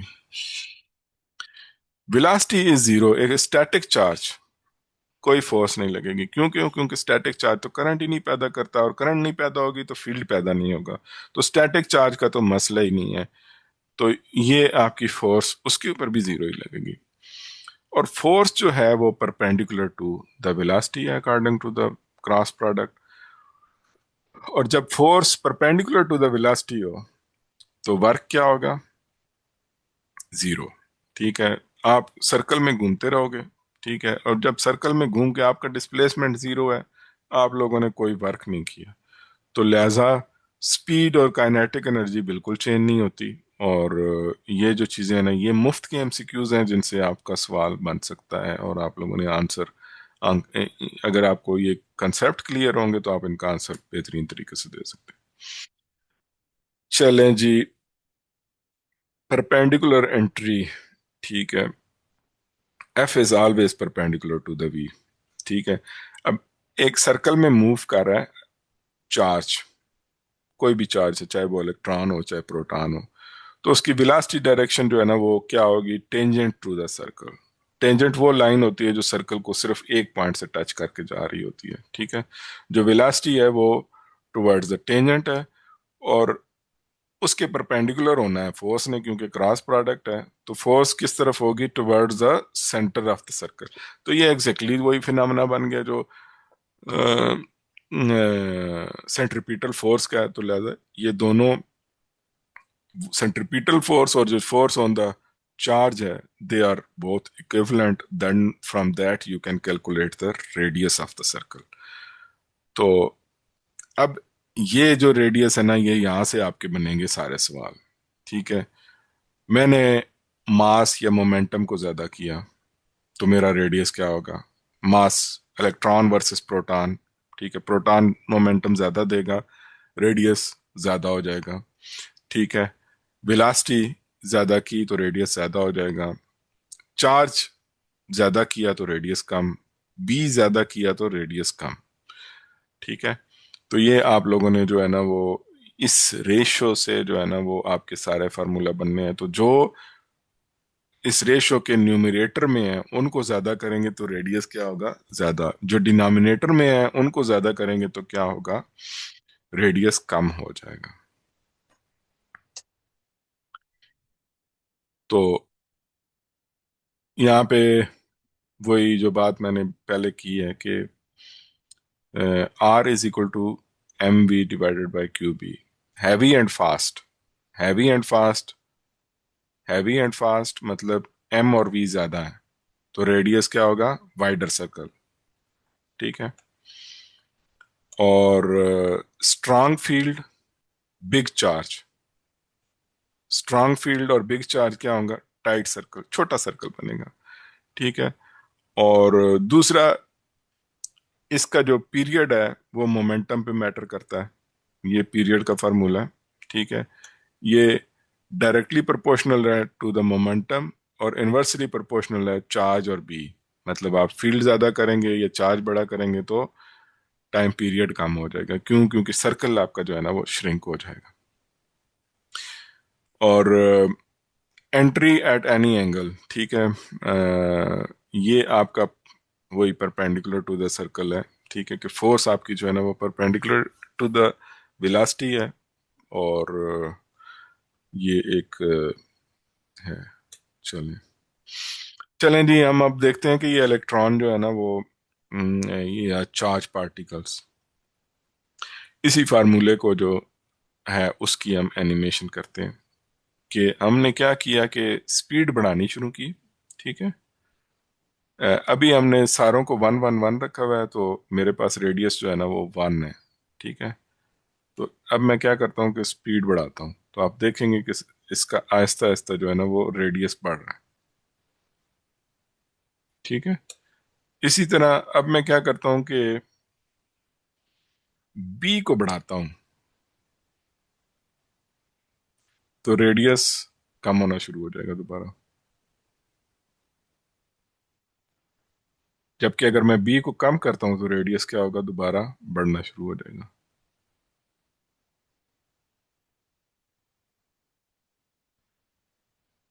ठीक है। मास, मोमेंटम, ठीक है, इसको मैंने कम किया तो रेडियस कम। मास को मैंने ज्यादा किया तो रेडियस जो है ना वो बहुत ज्यादा बढ़ना शुरू हो जाएगा। ठीक है। तो ये बेसिकली जो है वो आप लोगों के यही क्वेश्चंस हैं कि आप लोगों का इलेक्ट्रॉन, आप लोगों को इलेक्ट्रॉन का मास पता होगा। ठीक है, वेलोसिटी दे देंगे और आपसे पूछेंगे ओके, इलेक्ट्रॉन के रेडियस में और प्रोटॉन के रेडियस में क्या फर्क होता है। तो जितना उनका मास का रेडियस का डिफरेंस है, जो रेशो आएगी, वही रेशो जो है ना वो इनके रेडियस में भी आएगी।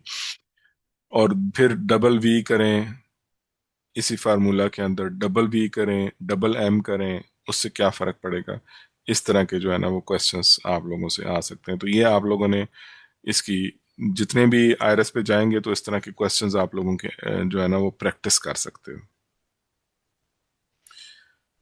चलें जी, अब हम देखते हैं कि फाइनल जो टॉपिक है वो ब्लॉक 3 का, उसमें हम बेसिकली कंक्लूड करते हैं कि जो हमने चैप्टर के स्टार्ट में बात की थी कि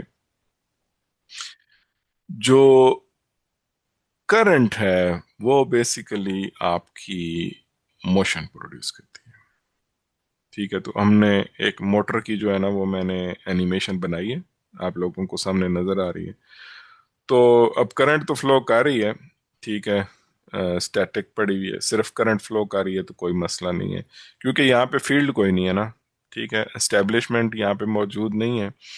तो मोशन होने का तो सवाल ही नहीं पैदा होता, क्योंकि आपका उससे इख्तलाफ तो उसी बंदे से होता है ना जो वहाँ पे मौजूद हो। यहाँ पे एस्टेब्लिशमेंट मौजूद नहीं है, तो आपका जो सिर्फ करंट के फ्लो से कोई फर्क नहीं पड़ता, क्योंकि फील्ड जो है ना वो नहीं। अभी मैंने क्या करता हूँ कि फील्ड ऑन कर दिया। तो फील्ड ऑन किया, ऑन जैसे ही किया तो जो चार्जेस थे, जो इलेक्ट्रॉन है, उनके ऊपर फोर्स लग गई टुवर्ड्स अपवर्ड। ठीक है।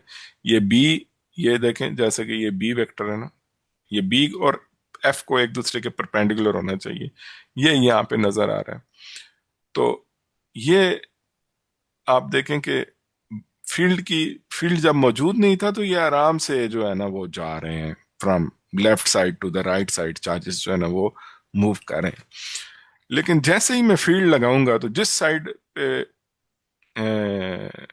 जो फील्ड जैसे ही मैंने ऑन किया तो उनके ऊपर एक फोर्स लगनी शुरू हो गई है, और उस फोर्स की वजह से आपको देख रहे हो कि वायर के अंदर जो है ना वो मूवमेंट पैदा होना शुरू हो गई है, वायर मूव करना शुरू हो गया। वायर अब, ये वाली वायर अब जो है ना, ये कॉइल, ये स्टैटिक नहीं है।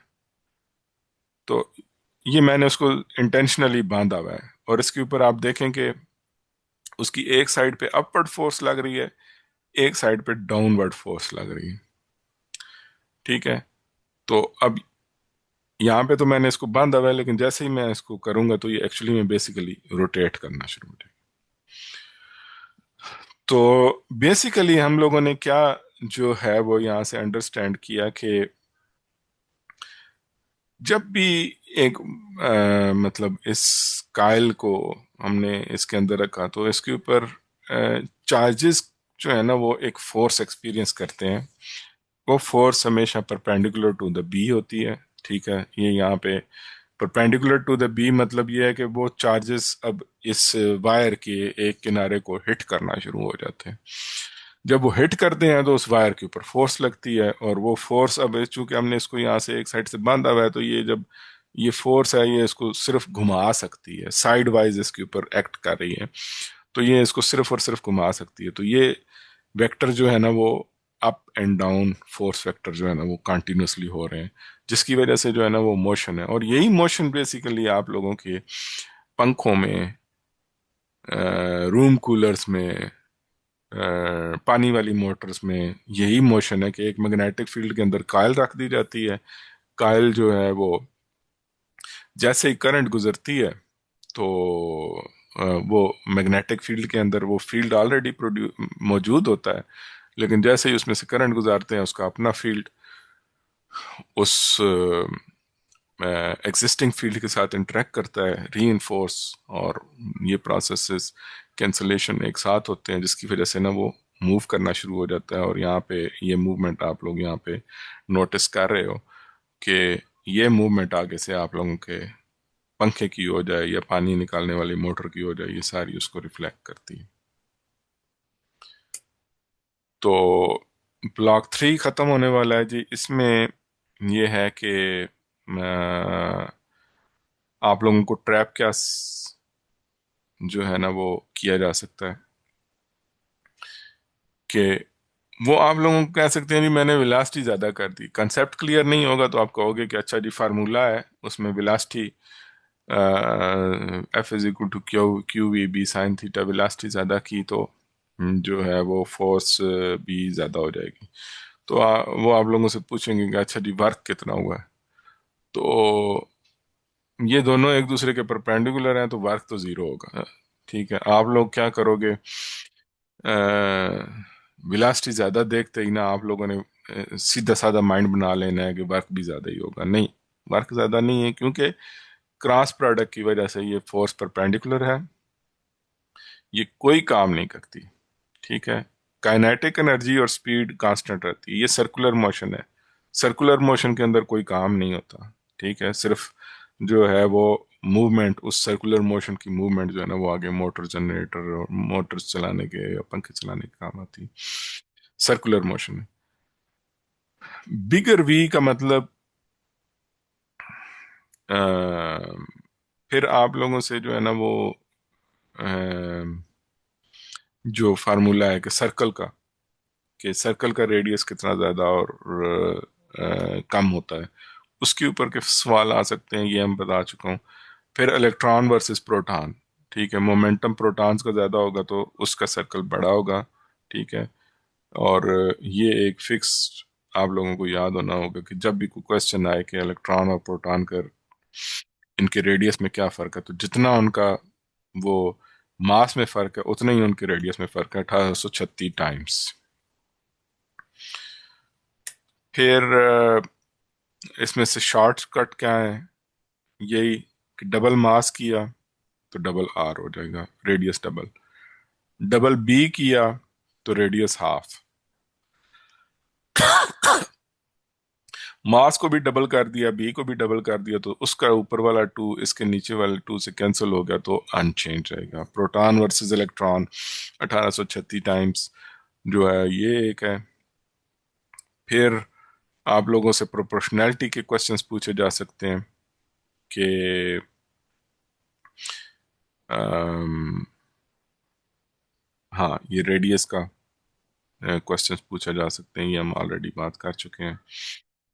फिर पैरेलल के वेक्टर्स का आप लोगों से इम्तिहान लिया जा सकता है कि वी और बी पैरेलल हो जाएं, तो साइन थीटा है तो पैरेलल का तो आंसर जीरो हो जाता है। फिर उसके अलावा आप लोगों का जो है ना, वो थोड़ा सा और अगर उसने ट्रिकी करना हो तो वो क्या करेगा कि सर्कुलर मोशन है, तो आप लोगों को ये भी पता होगा कि सर्कुलर मोशन और sinusoidal motion they are essentially the same things. ठीक है, तो साइनस जितना और इसी तरह जो पेंडुलम की मोशन है वो, और नहीं,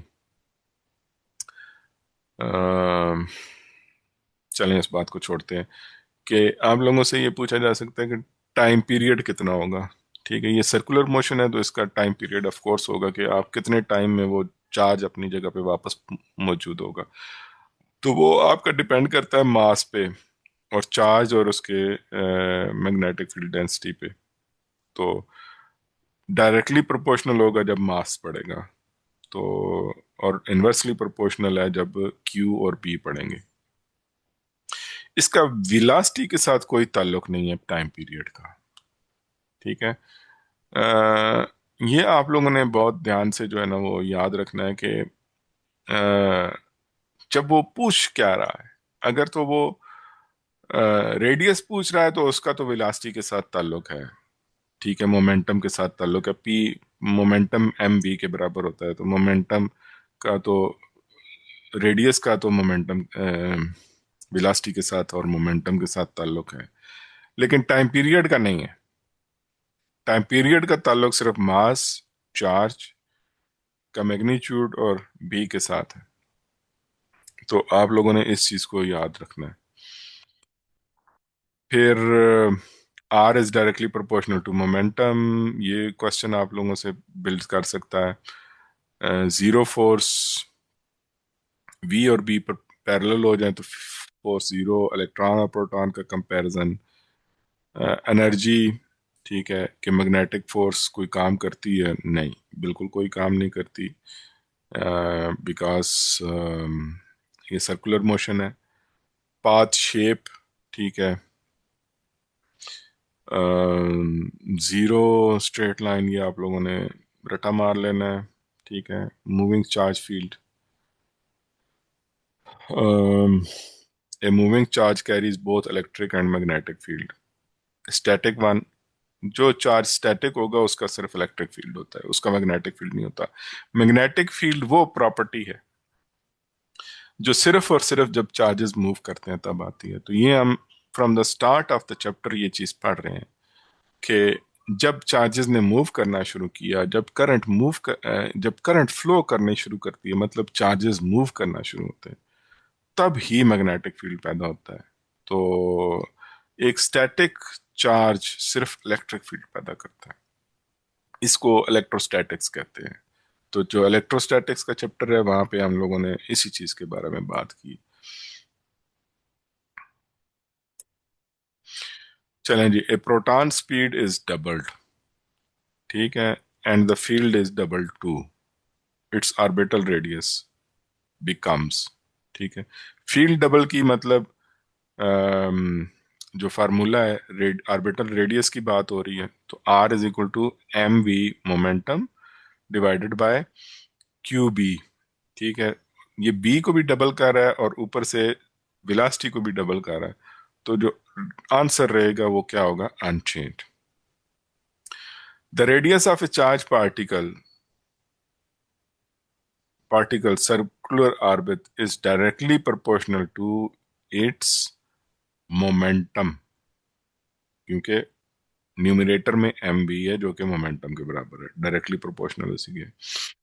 N electron moves parallel to the uniform magnetic field, the force on it, parallel में जब करेगा तो the force on it is, आपका कोई उसके साथ इख्तिलाफ नहीं है, तो फोर्स जो है ना वो जीरो होगी। चलें जी।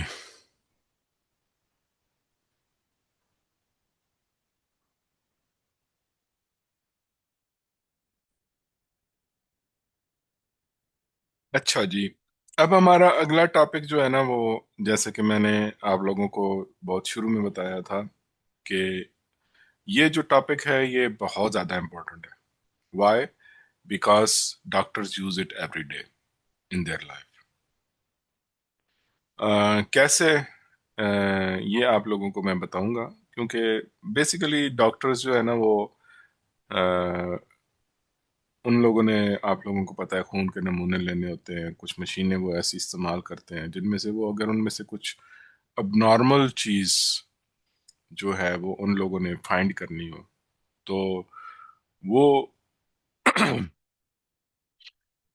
उनको कोई ऐसी चीज चाहिए होती है जो फिल्टर कर सके। तो वो क्या करते हैं, नॉर्मली ब्लड के सैंपल लेते हैं, उसको किसी मशीन के साथ, एक मशीन के अंदर या यूज करते हैं, तो उस ब्लड में से ना बहुत सारे जो पार्टिकल्स हैं वो उनको वो फिल्टर हो जाते हैं, लेकिन कुछ पार्टिकल जो हैं वो उसमें से फिल्टर नहीं होते, और वही मेन उनका जो है ना वो ऑब्जेक्टिव होता है कि उस पार्टिकल को फाइंड करना है कि ये कौन सी चीज़ थी, और ये क्यों इसमें से जो है ना वो, ताकि वो डायग्नोज कर सकें एक बीमारी को। ब्लड एक वेल नोन जो है वो डॉक्टरों के लिए चीज़ होती है, ठीक है, कि उसके अंदर क्या क्या चीज़ें हैं, या इसी तरह और भी मुख्तलिफ जिस जिस के चीज़ के नमूने डॉक्टर कलेक्ट करते हैं, उनके अंदर क्या होना चाहिए और क्या नहीं होना चाहिए ये डॉक्टरों को पता होता है। तो उनको ना अब नॉर्मेलिटीज जब उसके अंदर जो चीज़ें होती हैं वो आइडेंटिफाई करने के लिए उन लोगों को कोई फिल्टर जो है ना वो चाहिए होते हैं, तो वो यहाँ पे ना उस फिल्टर की बात हो रही है। इसको, इंस्ट्रूमेंट को क्या कहते हैं, ये आप लोग मुझे कमेंट्स में बताएंगे, ठीक है। मैं आप लोगों के ऊपर ओपन क्वेश्चन छोड़ रहा हूँ, ठीक है। अगर डॉक्टर्स हैं तो वो बताएंगे कि एग्जैक्टली कौन सा इंस्ट्रूमेंट है जहाँ पे ये प्रिंसिपल लगता है। तो चलें जी, चलते हैं। और मैं तो आपको बताऊंगा फिजिक्स, क्योंकि मुझे फिजिक्स आती है, इंस्ट्रूमेंट मेरा काम नहीं है। तो आप लोगों ने डॉक्टर बनना है तो आप लोग सर्च करेंगे कि ये पार्ट, द स्पीड फिल्टर, ये कहाँ यूज होता है। तो जो बेसिक कंसेप्ट है ना वो ये है कि अगर एक चार्ज पार्टिकल एक पार्ट है,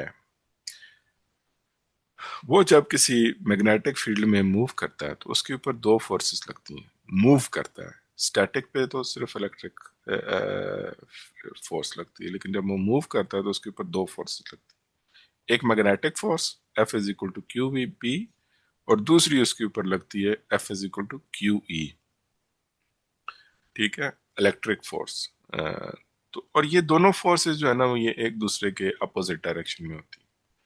और अगर ये किसी कोई ऐसा अ, जो है, अगर तो कोई ऐसी वेलोसिटी सिलेक्ट कर ली जाए किसी पर्टिकुलर चार्ज के हवाले से, जिस पे ये इन दोनों की जो चले पहले इसको थोड़ा सा आगे जाके डिस्कस करते हैं कि ये दोनों फोर्सेस जो है ना ये चूंकि बराबर है, तो जो वेलोसिटी है वो E ओवर बी के बराबर आ गई। तो अब होगा क्या कि इनसाइड द सिलेक्टर क्या होता है कि ई और बी जो है वो परपेंडिकुलर है, और दूसरा जो है वो क्यू ई फोर्स जो है ना वो वेलोसिटी के अपोजिट डायरेक्शन में डाउनवर्ड फॉर एग्जांपल कर रही है, तो क्यू वी भी जो है ना वो अपवर्ड कर रही होगी। ठीक है। तो क्योंकि क्यू वी भी वेलोसिटी पे डिपेंड करती है, तो वेलोसिटी ज्यादा करने से जो ये जो मैग्नेटिक फोर्स है ये हो जाती है ज्यादा। ठीक है। जबकि जो इलेक्ट्रिक फोर्स है उसका वेलोसिटी के साथ कोई ताल्लुक नहीं है, वो ब्लाइंड टू द स्पीड, मतलब उस स्पीड के साथ उसका कोई ताल्लुक नहीं है। ठीक है। तो यहां से ही जो है ना वो वेलोसिटी सिलेक्टर का जो है ना वो कॉन्सेप्ट आता है कि आप ये डिफाइन, आपने ये तय करना है कि मैग्नेटिक फोर्स ज्यादा है या इलेक्ट्रिक फोर्स ज्यादा है। ठीक है। तो अगर वेलोसिटी ज्यादा करेंगे तो मैग्नेटिक फोर्स डोमिनेट कर जाएगी। ठीक है। तो जो ये जो पिछली स्लाइड में है, ये जो चार्ज है ये अपवर्ड मूव कर जाएगा टुवर्ड्स मैग्नेटिक। अगर क्यू ई जो है वो डोमिनेट कर रही है तो ये चार्ज पार्टिकल मूव कर जाएगा डाउनवर्ड। लेकिन अगर ये दोनों जो हैं वो एक ऐसी वेलोसिटी है जिसपे ये रेशो ई ओवर बी है, तो ये बिल्कुल सीधा मूव करता जाएगा, ये पार्टिकल जो है ना ये चार्ज पार्टिकल ये फिल्टर हो जाएगा। इसकी मिसाल जो है ना वो यहाँ पे, अगर faster than E over B है एक चार्ज पार्टिकल, तो मैग्नेटिक फील्ड जो है ना वो विन कर जाएगी, charge particle will move towards the magnetic field side, deflects to the magnetic field side. अगर वो slower than E over B है तो इलेक्ट्रिक फील्ड जो है ना वो विन कर जाएगी, deflects to the downward side. लेकिन बाकी केसेस में अगर ये है तो ये ई ओवर बी के बराबर है, तो देन इट विल पास। ठीक है। यही मेन कंसेप्ट है, और यही बेसिकली इसकी फिल्टरिंग हो रही है कि आपने बहुत सारे तो जो है ना वो पार्टिकल्स यहाँ से फिल्टर कर दिए हैं, लेकिन कोई एक पार्टिकल जो फॉर एग्जांपल नॉन डिजायर्ड है या अनडिजायर्ड है, वो आपका गुजर जाएगा वो फिल्टर होके, और फिर वो दूसरा आप उसको कैप्चर कर लोगे कि ये कौन सी चीज़ थी जो बेसिकली इसमें ऐसी आई है जो हमें नहीं पता थी। तो वो डायग्नोसिस के लिए डॉक्टर अमूमन यूज करते हैं। तो ये फार्मूला जो है ना वो R इज इक्वल टू, जब E over M ratio Q over M ratio is equal to E over B square R, ये आपका फार्मूला है। ठीक है। यहाँ से आप लोगों ने जो है वो क्वेश्चंस आप लोगों के इसी फार्मूला से बनेंगे। आर को डबल कर दिया, मास को डबल कर दिया, किस पे क्या इम्पैक्ट आएगा, ये सारे क्वेश्चंस आप लोगों के इसी से बनेंगे। आईआरएस पे प्रैक्टिस कर लेना। अभी यहाँ पे जो है ना वो एनिमेशंस है, इसके अंदर मैं जो है ना वो ई और बी को जो है ना वो बढ़ाता हूँ। ठीक है। तो हम फिल्टरिंग प्रोसेस जो है ना वो खुद भी देख सकते हैं।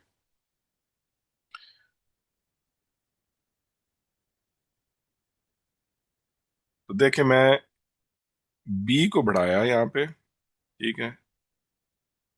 तो सारे पार्टिकल्स जो है ना वो towards magnetic side, magnetic force वाली साइड पे जो है ना वो डिफ्लेक्ट होना शुरू हो गए। ग्रीन वो हैं जिन जो ई ओवर बी के बराबर हैं, जिनकी वेलोसिटी, वो सारे गुजरी जा रहे हैं, बाकी सारे जो है ना वो डिफ्लेक्ट हो रहे हैं।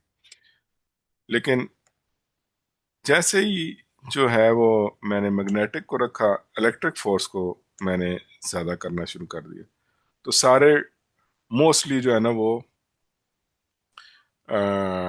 लोअर साइड पे टुवर्ड्स इलेक्ट्रिक फील्ड, जिस तरफ F is equal to Q E लग रही है उस साइड पे डिफ्लेक्ट हो रहे हैं। यहाँ पे आप लोगों ने चार्ज प्लेट से कंफ्यूज नहीं करना। ये यहाँ पे सिंपली, चूंकि मैंने पहली एनिमेशन दिखाई थी कि F is equal to Q E नीचे की तरफ लग रही है, F is equal to Q E भी ऊपर की तरफ लग रही है। तो जो ऊपर की तरफ जा रहे हैं इसका मतलब है कि वो जिस साइड पे मैग्नेटिक फोर्स स्ट्रांग है वो उस तरफ डिफ्लेक्ट हो रहे हैं, जो नीचे की तरफ जा रहे हैं वो जिधर इलेक्ट्रिक फोर्स स्ट्रांग है वो उस तरफ जा रहे हैं। हम्म। तो ये बेसिकली वेलोसिटी सिलेक्टर का कंसेप्ट है। तो इसमें बेसिकली ये है कि अगर आप वेलोसिटी ई ओवर बी के बराबर सेट कर देते हैं तो आपका पार्टिकल जो है ना वो वेलोसिटी सिलेक्टर में से पास कर जाए, बाकी सारे जो है ना वो फिल्टर हो जाएंगे। ये कंसेप्ट जो है ना ये आप लोगों ने इसके अंदर याद रखना है। तो इसमें से जो हैं वो दो तीन ट्रैप्स हैं वो फार्मूला के अंदर, ठीक है, कि V is equal to E B, इसके अंदर कोई चार्ज नहीं है, कोई मास नहीं है, ठीक है। तो आप लोगों से क्या जो है वो कंफ्यूज करने के लिए क्या किया जाएगा कि Q को बढ़ा दिया, M को बढ़ा दिया, और आपसे पूछा जाएगा कि इलेक्ट्रॉन है, प्रोटॉन है, या अल्फा पार्टिकल है, और आप लोगों से पूछा जाएगा कि विच पार्टिकल पासिस। तो आप लोगों को जो है ना वो यहाँ पे ये पता होना चाहिए कि सिर्फ वो पास करेंगे इलेक्ट्रॉन प्रोटॉन, उनकी मास की वैल्यू यहाँ पे कोई फार्मूले के अंदर जगह नहीं है। यहाँ पे वो पास करेंगे जिनकी स्पीड ई ओवर बी के बराबर है। फिर charges science break the balance, no flipping the sign, नहीं, फ्लिपिंग द साइन जो है ना वो बैलेंस, इससे कोई फर्क नहीं पड़ता। आपने चार्ज की साइन चेंज की तो क्यू ई ऊपर हो जाएगा, क्यू ई बी नीचे हो जाएगा। तो ओवरऑल कोई प्रिंसिपल में कोई फर्क नहीं पड़ता, ठीक है। और which force feels the speed, वो मैग्नेटिक फोर्स है, क्योंकि क्यू वी बी, ठीक है, क्यू वी बी ग्रो करती है विद स्पीड, लेकिन जो क्यू ई है उसका स्पीड के साथ कोई ताल्लुक नहीं है। फिर शॉर्टकट्स और एमसीक्यू जनरेटर, तो ये the words undeviated, undeflected, straight, ठीक है, तो इनके केस में मतलब आपका आंसर ये होगा कि V is equal to E B, satisfy हो रही है, ठीक है। ये क्योंकि जब भी आपकी वेलोसिटी ई ओवर बी के बराबर होगी तो आपका पार्टिकल स्ट्रेट जाएगा, अनडिफ्लेक्टेड रहेगा, अनडेविएटेड रहेगा, ठीक है। ये आप लोगों ने जहन में रखना है कि faster than E over B होगा तो आपका पार्टिकल किस साइड पे डिफ्लेक्ट कर जाएगा, वो क्यू वी बी की साइड पे, मैग्नेटिक फोर्स वाली जिस तरफ अमल कर रही है फोर्स उस तरफ करेगा। और अगर आपका slower than E over B होगा तो आपका electric F is equal to Q E वाली साइड पे जो है ना वो पार्टिकल डिफ्लेक्ट कर देगा। ओके, ये कुछ जो है वो ड्रिल क्वेश्चंस हैं, ठीक है, कि ई आपको दिया हुआ है और बी भी दिया हुआ है, दोनों को मेन चीजें, द स्पीड सिलेक्टेड इज, ठीक है, ई ओवर बी कर लें तो ये मेरे हिसाब से ये आंसर बनता है।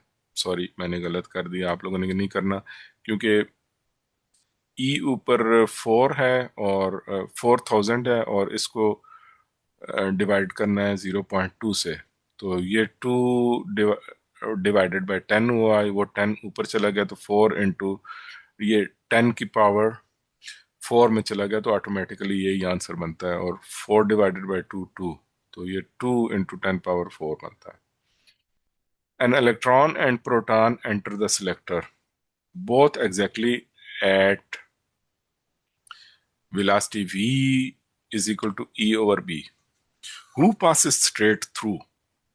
Both, of course, क्योंकि ये शर्त जो है ना वो है कि अगर वो वेलोसिटी e ओवर b के बराबर होगी तो फिर उसका मास पे तो डिपेंड ही नहीं करता। A particle faster than e over b is deflected towards the magnetic force side. तो ये भी मेरा ठीक हो गया। चलें जी, यहाँ तक तो बात होगी जी। हमारी हमने बात की कि इलेक्ट्रिक करंट प्रोड्यूसेस मोशन, या movement of charges produces motion when they are placed in a magnetic field. क्यों? क्योंकि दो फील्ड आपस में एक दूसरे के साथ इंटरेक्ट करते हैं, पॉजिटिवली और नेगेटिवली, ठीक है। लेकिन अब जो है ना वो बात हो रही है चेंज।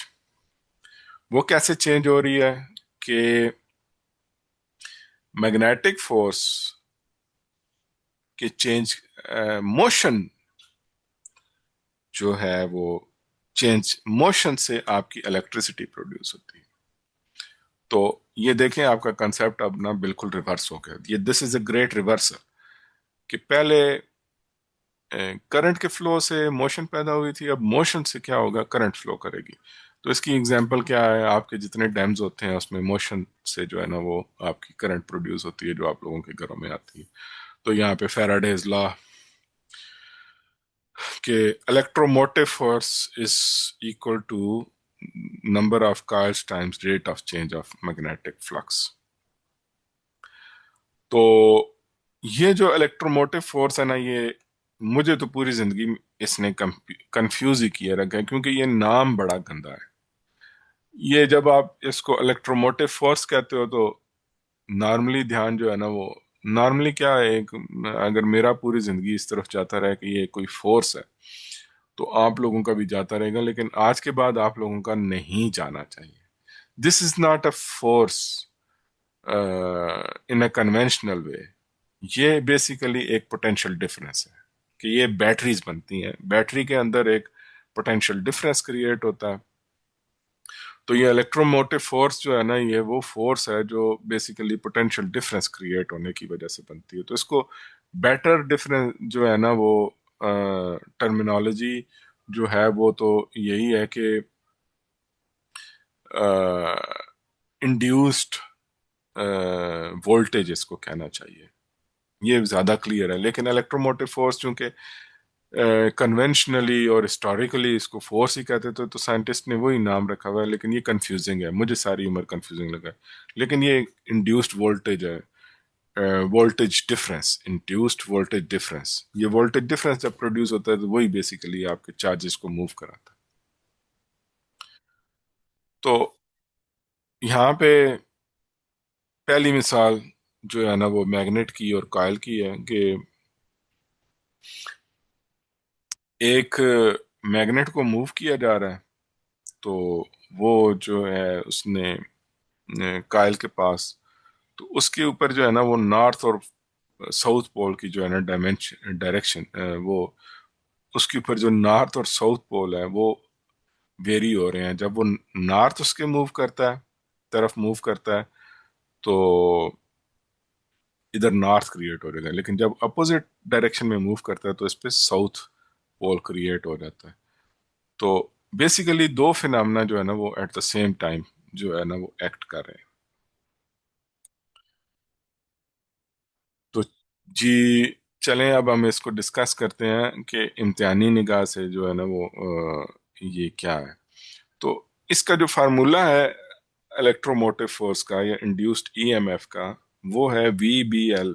ठीक है, ये किस किस चीज पे डिपेंड करता है, V B L sine theta. ठीक है, तो जब इस सिंपली इस फार्मूले से ये जाहिर हो रहा है कि आपका वेलोसिटी ज्यादा करेंगे, ठीक है, तो आपकी ईएमएफ ज्यादा होगी। ठीक है, लेकिन ऑफ कोर्स ये साइन थीटा है, तो साइन एंगल भी मैटर करता है। अब आप इस वायर को जो है वो इस तरह इसका एंगल बना दें कि उसमें से कोई फ्लक्स जो rate of change of flux है वो हो ही नहीं रहा। फॉर एग्जांपल, आप इस वायर को फील्ड के साथ पैरेलल कर देते हैं, तो फिर आप इसको मूव करते रहेंगे, तो फ्लक्स के अंदर वेरिएशंस जो है ना वो मिनिमम होंगी। तो उस वजह से फिर इलेक्ट्रोमोटिव फोर्स जो है ना वो को खास पैदा नहीं होगी, या बिल्कुल जीरो भी हो सकती है। तो VBL, तो ये तीन पैरामीटर हैं, ठीक है, लेकिन उसके अलावा साइन थीटा भी, कि इस वायर का एंगल क्या है इलेक्ट्रिक फील्ड लाइंस के साथ, ये भी मैटर करता है। अब इस केस में जो है ना वो इस वायर का एंगल जो है वो फील्ड के परपेंडिकुलर है, साइन 91 है। तो हम इसको जब कर रहे हैं, मूव कर रहे हैं, तो इसमें से मैक्सिमम फ्लक्स जो है ना वो मैक्सिमम इंड्यूस्ड ईएमएफ जो है ना वो पैदा हो रही है। और वो क्या हो रही है, मैक्सिमम और मिनिमम के दौरान जो है ना वो वेरी कर रही है। जैसे ही हम इसको अवे मूव कराते हैं, एक साइड पे मूव कराते हैं तो वो मैक्सिमम पे हो जाती है, दूसरी साइड को करते हैं तो वो मिनिमम की तरफ जो है ना वो अप्रोच कर जाती है। तो ये एक किस्म का साइनोसाइडल इम्पैक्ट है, कि उसके ऊपर पॉजिटिव मैग्नीट्यूड भी आ रहा है और नेगेटिव भी। ठीक है, वो 0 और 1 के दरमियान जो है ना वो वेरी कर रही है। तो यहाँ से जैसा कि पीछे सारे टॉपिक्स में मैंने आप लोगों को एक्सप्लेन किया था, यहाँ पे भी मैं एक डिटेल एनिमेशन के साथ आप लोगों को यही एक्सप्लेन करने लगा हूँ। ये एनिमेशन आप लोगों ने बहुत ही गौर से देखनी है, क्योंकि यहीं पे सारा जो है ना वो कॉन्सेप्ट है। तो आप इस एनिमेशन में जो है ना वो आप ये जो है ना ये ब्लू कलर का जो है ना ये बल्ब है, ठीक है, और ये एक रॉड है, ठीक है, जिसके साथ जो या वायर है ये ब्लू कलर की, ठीक है, और एक दूसरी वायर है जो उसको टच नहीं कर रही यहाँ पे, ठीक है। जब वो टच नहीं कर रही तो कोई फर्क नहीं पड़ रहा, ठीक है। ये जो इसके अंदर चार्जेस हैं वो they they are on one side, ठीक है, कोई पोटेंशियल डिफरेंस नहीं क्रिएट हो रहा, ठीक है। तो लेकिन जैसे ही इसमें इसको इसके ऊपर रखा इस वायर को उन रॉड के ऊपर, ठीक है, तो ऑब्जर्वेशन क्या की हमने, ये कि बल्ब ऑन हो गया। तो बल्ब ऑन करने का मतलब ये है कि बेसिकली करंट प्रोड्यूस हो रही है। तो ये तो हमने मुशाहिदा कर लिया कि बेसिक कि जैसे ही मैंने जो है अ, इसको ये जो वायर है ये ब्राउन कलर की ये मैंने इसके ऊपर रखी, तो जो है करंट प्रोड्यूस हो गया। और ये यहाँ पे जो है ना ये इसके अंदर आप लोगों ने ये देखा कि charges from positive to the negative side move करना शुरू हो गए, पोटेंशियल डिफरेंस क्रिएट हो गया। तो जब पोटेंशियल डिफरेंस क्रिएट हो जाता है तो दैट मीन्स कि इम्पैक्ट क्या आ रहा है कि जो ये जो बना हुआ है ये जो वायर है ये ब्राउन कलर की ये एक बैटरी बन गई है। लेकिन ये बैटरी कब तक रहेगी? सिर्फ तब तक जब तक ये मूव करेगी। अगर ये मूव करना बंद कर दे, जैसा कि मैं कर रहा हूं, ठीक है, वेलोसिटी जीरो होगी, ठीक है। जैसे ये मूव करना बंद कर दी, बल्ब ऑफ हो गया। दैट मीन्स के सिर्फ और सिर्फ इसकी मोशन की वजह से जो है वो इलेक्ट्रिसिटी पैदा हुई। मोशन खत्म कर दी जाए, कोई इलेक्ट्रिसिटी नहीं है। और यही यहाँ पे एक्सप्लेन हो रहा है यहाँ पे कि पोटेंशियल डिफरेंस सिर्फ तब क्रिएट होगा, ये वायर तब ही बैटरी का रोल किरदार अदा करेगी, रोल प्ले करेगी, जब ये मूव करेगी। तो जब ये मूव करेगी, बल्ब ऑन हुआ, दैट मीन्स कि इसके अंदर सिमिलर मैकेनिज्म जो है ना वो इंड्यूस हुआ है, जो बैटरी के अंदर होता है कि दो साइडों के दरमियान एक पोटेंशियल डिफरेंस क्रिएट होता है, जिसकी वजह से चार्जेस फ्लो करना शुरू हो जाते हैं। तो ये एक किस्म का लाइक क्लोज सर्किट जो है ना वो स्टेब्लिश कर देती है। और इसके ऊपर अगर मैथमेटिकली पॉइंट ऑफ व्यू से देखा जाए तो क्यू वी बी अगर एक साइड पे कर रही है तो क्यू ई जो है वो सेम प्रिंसिपल कि क्यू वी बी नीचे की तरफ है तो क्यू ई उसके बिल्कुल अपोजिट डायरेक्शन में करेगी। और वेलोसिटी डायरेक्शन जो है ना वो टुवर्ड्स द राइट साइड है। तो ये जो है वो हम लोगों ने यहाँ पे ये एस्टेब्लिश कर दिया कि मोशन से जो है ना वो इलेक्ट्रिसिटी प्रोड्यूस हो जाती है, मोशन से जो है ना वो वायर के अंदर बैटरी का इम्पेक्ट आ जाता है। तो इसको जो है ना वो अगर मैथमेटिकली डिस्क्राइब किया जाए तो mathematically the induced EMF within the wire is directly proportional to the rate of change of magnetic flux. क्या होता है कि जब आप वायर को मूव एक मैग्नेटिक फील्ड के अंदर मूव करते हैं तो उसके अंदर फ्लक्स चेंज होता है, और वो फ्लक्स जो है ना वो पोटेंशियल डिफरेंस क्रिएट करता है। उस वायर के अंदर जितनी नंबर ऑफ टर्न ज्यादा होंगी, उससे भी आपकी उतना ही ज्यादा आपकी इंड्यूस्ड ईएमएफ जो है ना वो प्रोड्यूस होगी, पोटेंशियल डिफरेंस क्रिएट होगा। लेंस लॉ जो है ये बेसिकली बताता है, ये जो इस फार्मूले के अंदर नेगेटिव साइन है वो बेसिकली लेंज लॉ के ही जो है ना वो की वजह से है कि ये उस इम्पैक्ट को अपोज करती है जो इसको प्रोड्यूस करता है। The induced current always opposite the change that it creates. ये मैं इसको इतना इम्पोर्टेंट टॉपिक नहीं समझता, क्योंकि ये जस्ट एक इंक्रीमेंटल कॉन्सेप्ट है जो फैराडेज लॉ के अंदर इंट्रोड्यूस किया था, कि बेसिकली जो N delta phi over delta T है उसके साथ माइनस साइन। तो इम्तिहानी निगाह से ही मैं इसको इतना इम्पोर्टेंट नहीं समझता। तो दूसरा अब आगे ये है, ये सारी सेम एनिमेशन ही हैं, ठीक है, इसका मैं बारे में ज़्यादा बात नहीं करता, लेकिन ये जस्ट एक एनिमेशन जो है ना वो एसी जनरेटर की जो है ना वो मैं आप लोगों के सामने कर देता हूँ।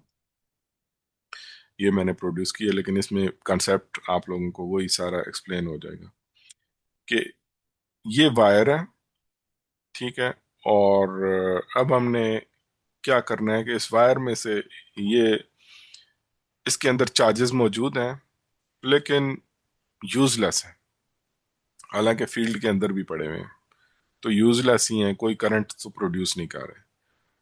लेकिन जैसे ही मैंने क्या किया कि इसके अंदर मोशन पैदा की, तो वायर के ऊपर फोर्स, ये फील्ड के अंदर था, मैंने इसको ऐसे ऐसे घुमाना शुरू कर दिया एक साइड से, तो उसके अंदर करंट जो है वो प्रोड्यूस होना शुरू हो गई। तो ये चार्जेस आप देखें कि ये अप एंड डाउन स्विंग कर रहे हैं, लेफ्ट और राइट, और ये बिल्कुल वही जो है वो प्रिंसिपल है जैसे कि पेंडुलम वाला होता है, या चार्जेस जो हैं वो ये इस तरह अपनी जगह से जो इनकी मूवमेंट है, इनकी वजह से क्या हो रहा है कि इनकी गिर्द मैग्नेटिक फील्ड पैदा हो रहा है, ठीक है। ये उसके फोर्स लग रही है, ये फोर्स की डायरेक्शन है ऑन द चार्जेस, और ये कैसे वेरी हो रही है जब वो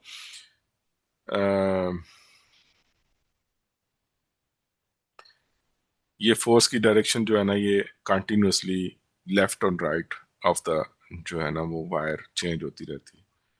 तो लेकिन जैसे आप इसको जो है वो मैं क्या करता हूँ कि मूवमेंट को और फास्ट करता हूँ। तो जैसे ही मैंने इस मूवमेंट को और ज्यादा फास्ट किया, क्योंकि F is equal to M V B, कौन सा V B sine theta, M कौन सा फार्मूला था हम लोगों ने अभी पढ़ा है, V B L sine theta. तो उसमें ये विलासिटी पे डिपेंड करती है, तो विलासिटी जो इसकी मूवमेंट की विलासिटी है वो हम जितनी ज्यादा करेंगे करंट जो है ना वो उतनी ज्यादा जो है ना वो प्रोड्यूस होगी। ये मुझे फार्मूला एक मिनट देख लेने दे। Electromotive force is equal to V B L sine theta. तो जैसे ही मैंने इसकी विलासिटी की मोशन जो है ना वो उसको ज्यादा किया, तो हमारा जो है वो करंट का फ्लो जो है ना वो तेज हो गया। तो ये एसी जनरेटर का कंसेप्ट है, और ये बेसिकली ये फैराडे लॉ की एप्लीकेशन है, लेंज लॉ की एप्लीकेशन है, जिसमें हम ये बेसिकली देखते हैं कि जो है मोशन से इलेक्ट्रिसिटी कैसे प्रोड्यूस होती है। तो ये basically force on the charges लगती है यहाँ पे। चार्जेस जो है ना वो एक साइड पे नहीं इकट्ठे होते जैसे कि वो पिछले हमने कंसेप्ट में इकट्ठा किया था। यहाँ पे इनकी मोशन टू एंड फ्रो होती है, और ये बेसिकली यहाँ पे करंट प्रोड्यूस करते हैं। और इसमें ये आप लोग इसमें ये नोट कर सकते हो कि ये अ, अ, आप लोगों के लिए कुछ ज़्यादा इम्पोर्टेंट नहीं है, लेकिन यही इम्पोर्टेंट है कि फोर्स बी और वी ये एक दूसरे के परपेंडिकुलर है। तो इसमें से आप लोगों को कैसे ट्रिक किया जा सकता है कि अ,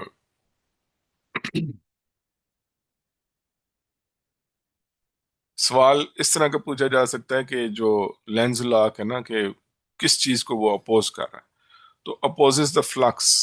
नहीं, वो फ्लक्स नहीं है, वो रेट ऑफ चेंज को अपोज कर रहा है कि minus delta phi over delta T. तो ये अगर फ्लक्स जो है, rate of change of flux जो है वो कम होगा तो आपकी जो इंड्यूस्ड ईएमएफ है वो कम होगी। बिग बी का मतलब ये है कि बिग ईएमएफ, क्योंकि directly V B L sine theta है, तो बी ज्यादा करेंगे तो आपकी ईएमएफ ज्यादा होगी। और उसके अलावा through a close ring lens break, ये इतना इंपॉर्टेंट नहीं है, आप लोग स्लाइड से देख लेना। तो शॉर्टकट्स यहाँ से ये हैं कि EMF is directly proportional to the number of turns, is directly proportional to the flux, is inversely proportional to the time, is directly proportional to the 1 over delta t. तो electromotive force is directly proportional to turns and flux, और inversely proportional है time के कितना। V और B बढ़ाने से सीधा EMF बढ़ना शुरू हो जाती है, L बढ़ाने से जो है ना वो L L का मतलब ये नहीं है कि आपकी लेंथ कितनी है, आप ज्यादा वो कितनी लेंथ आपकी एक्सपोज हुई है towards in the magnetic field, वो मैटर करती है यहाँ पे।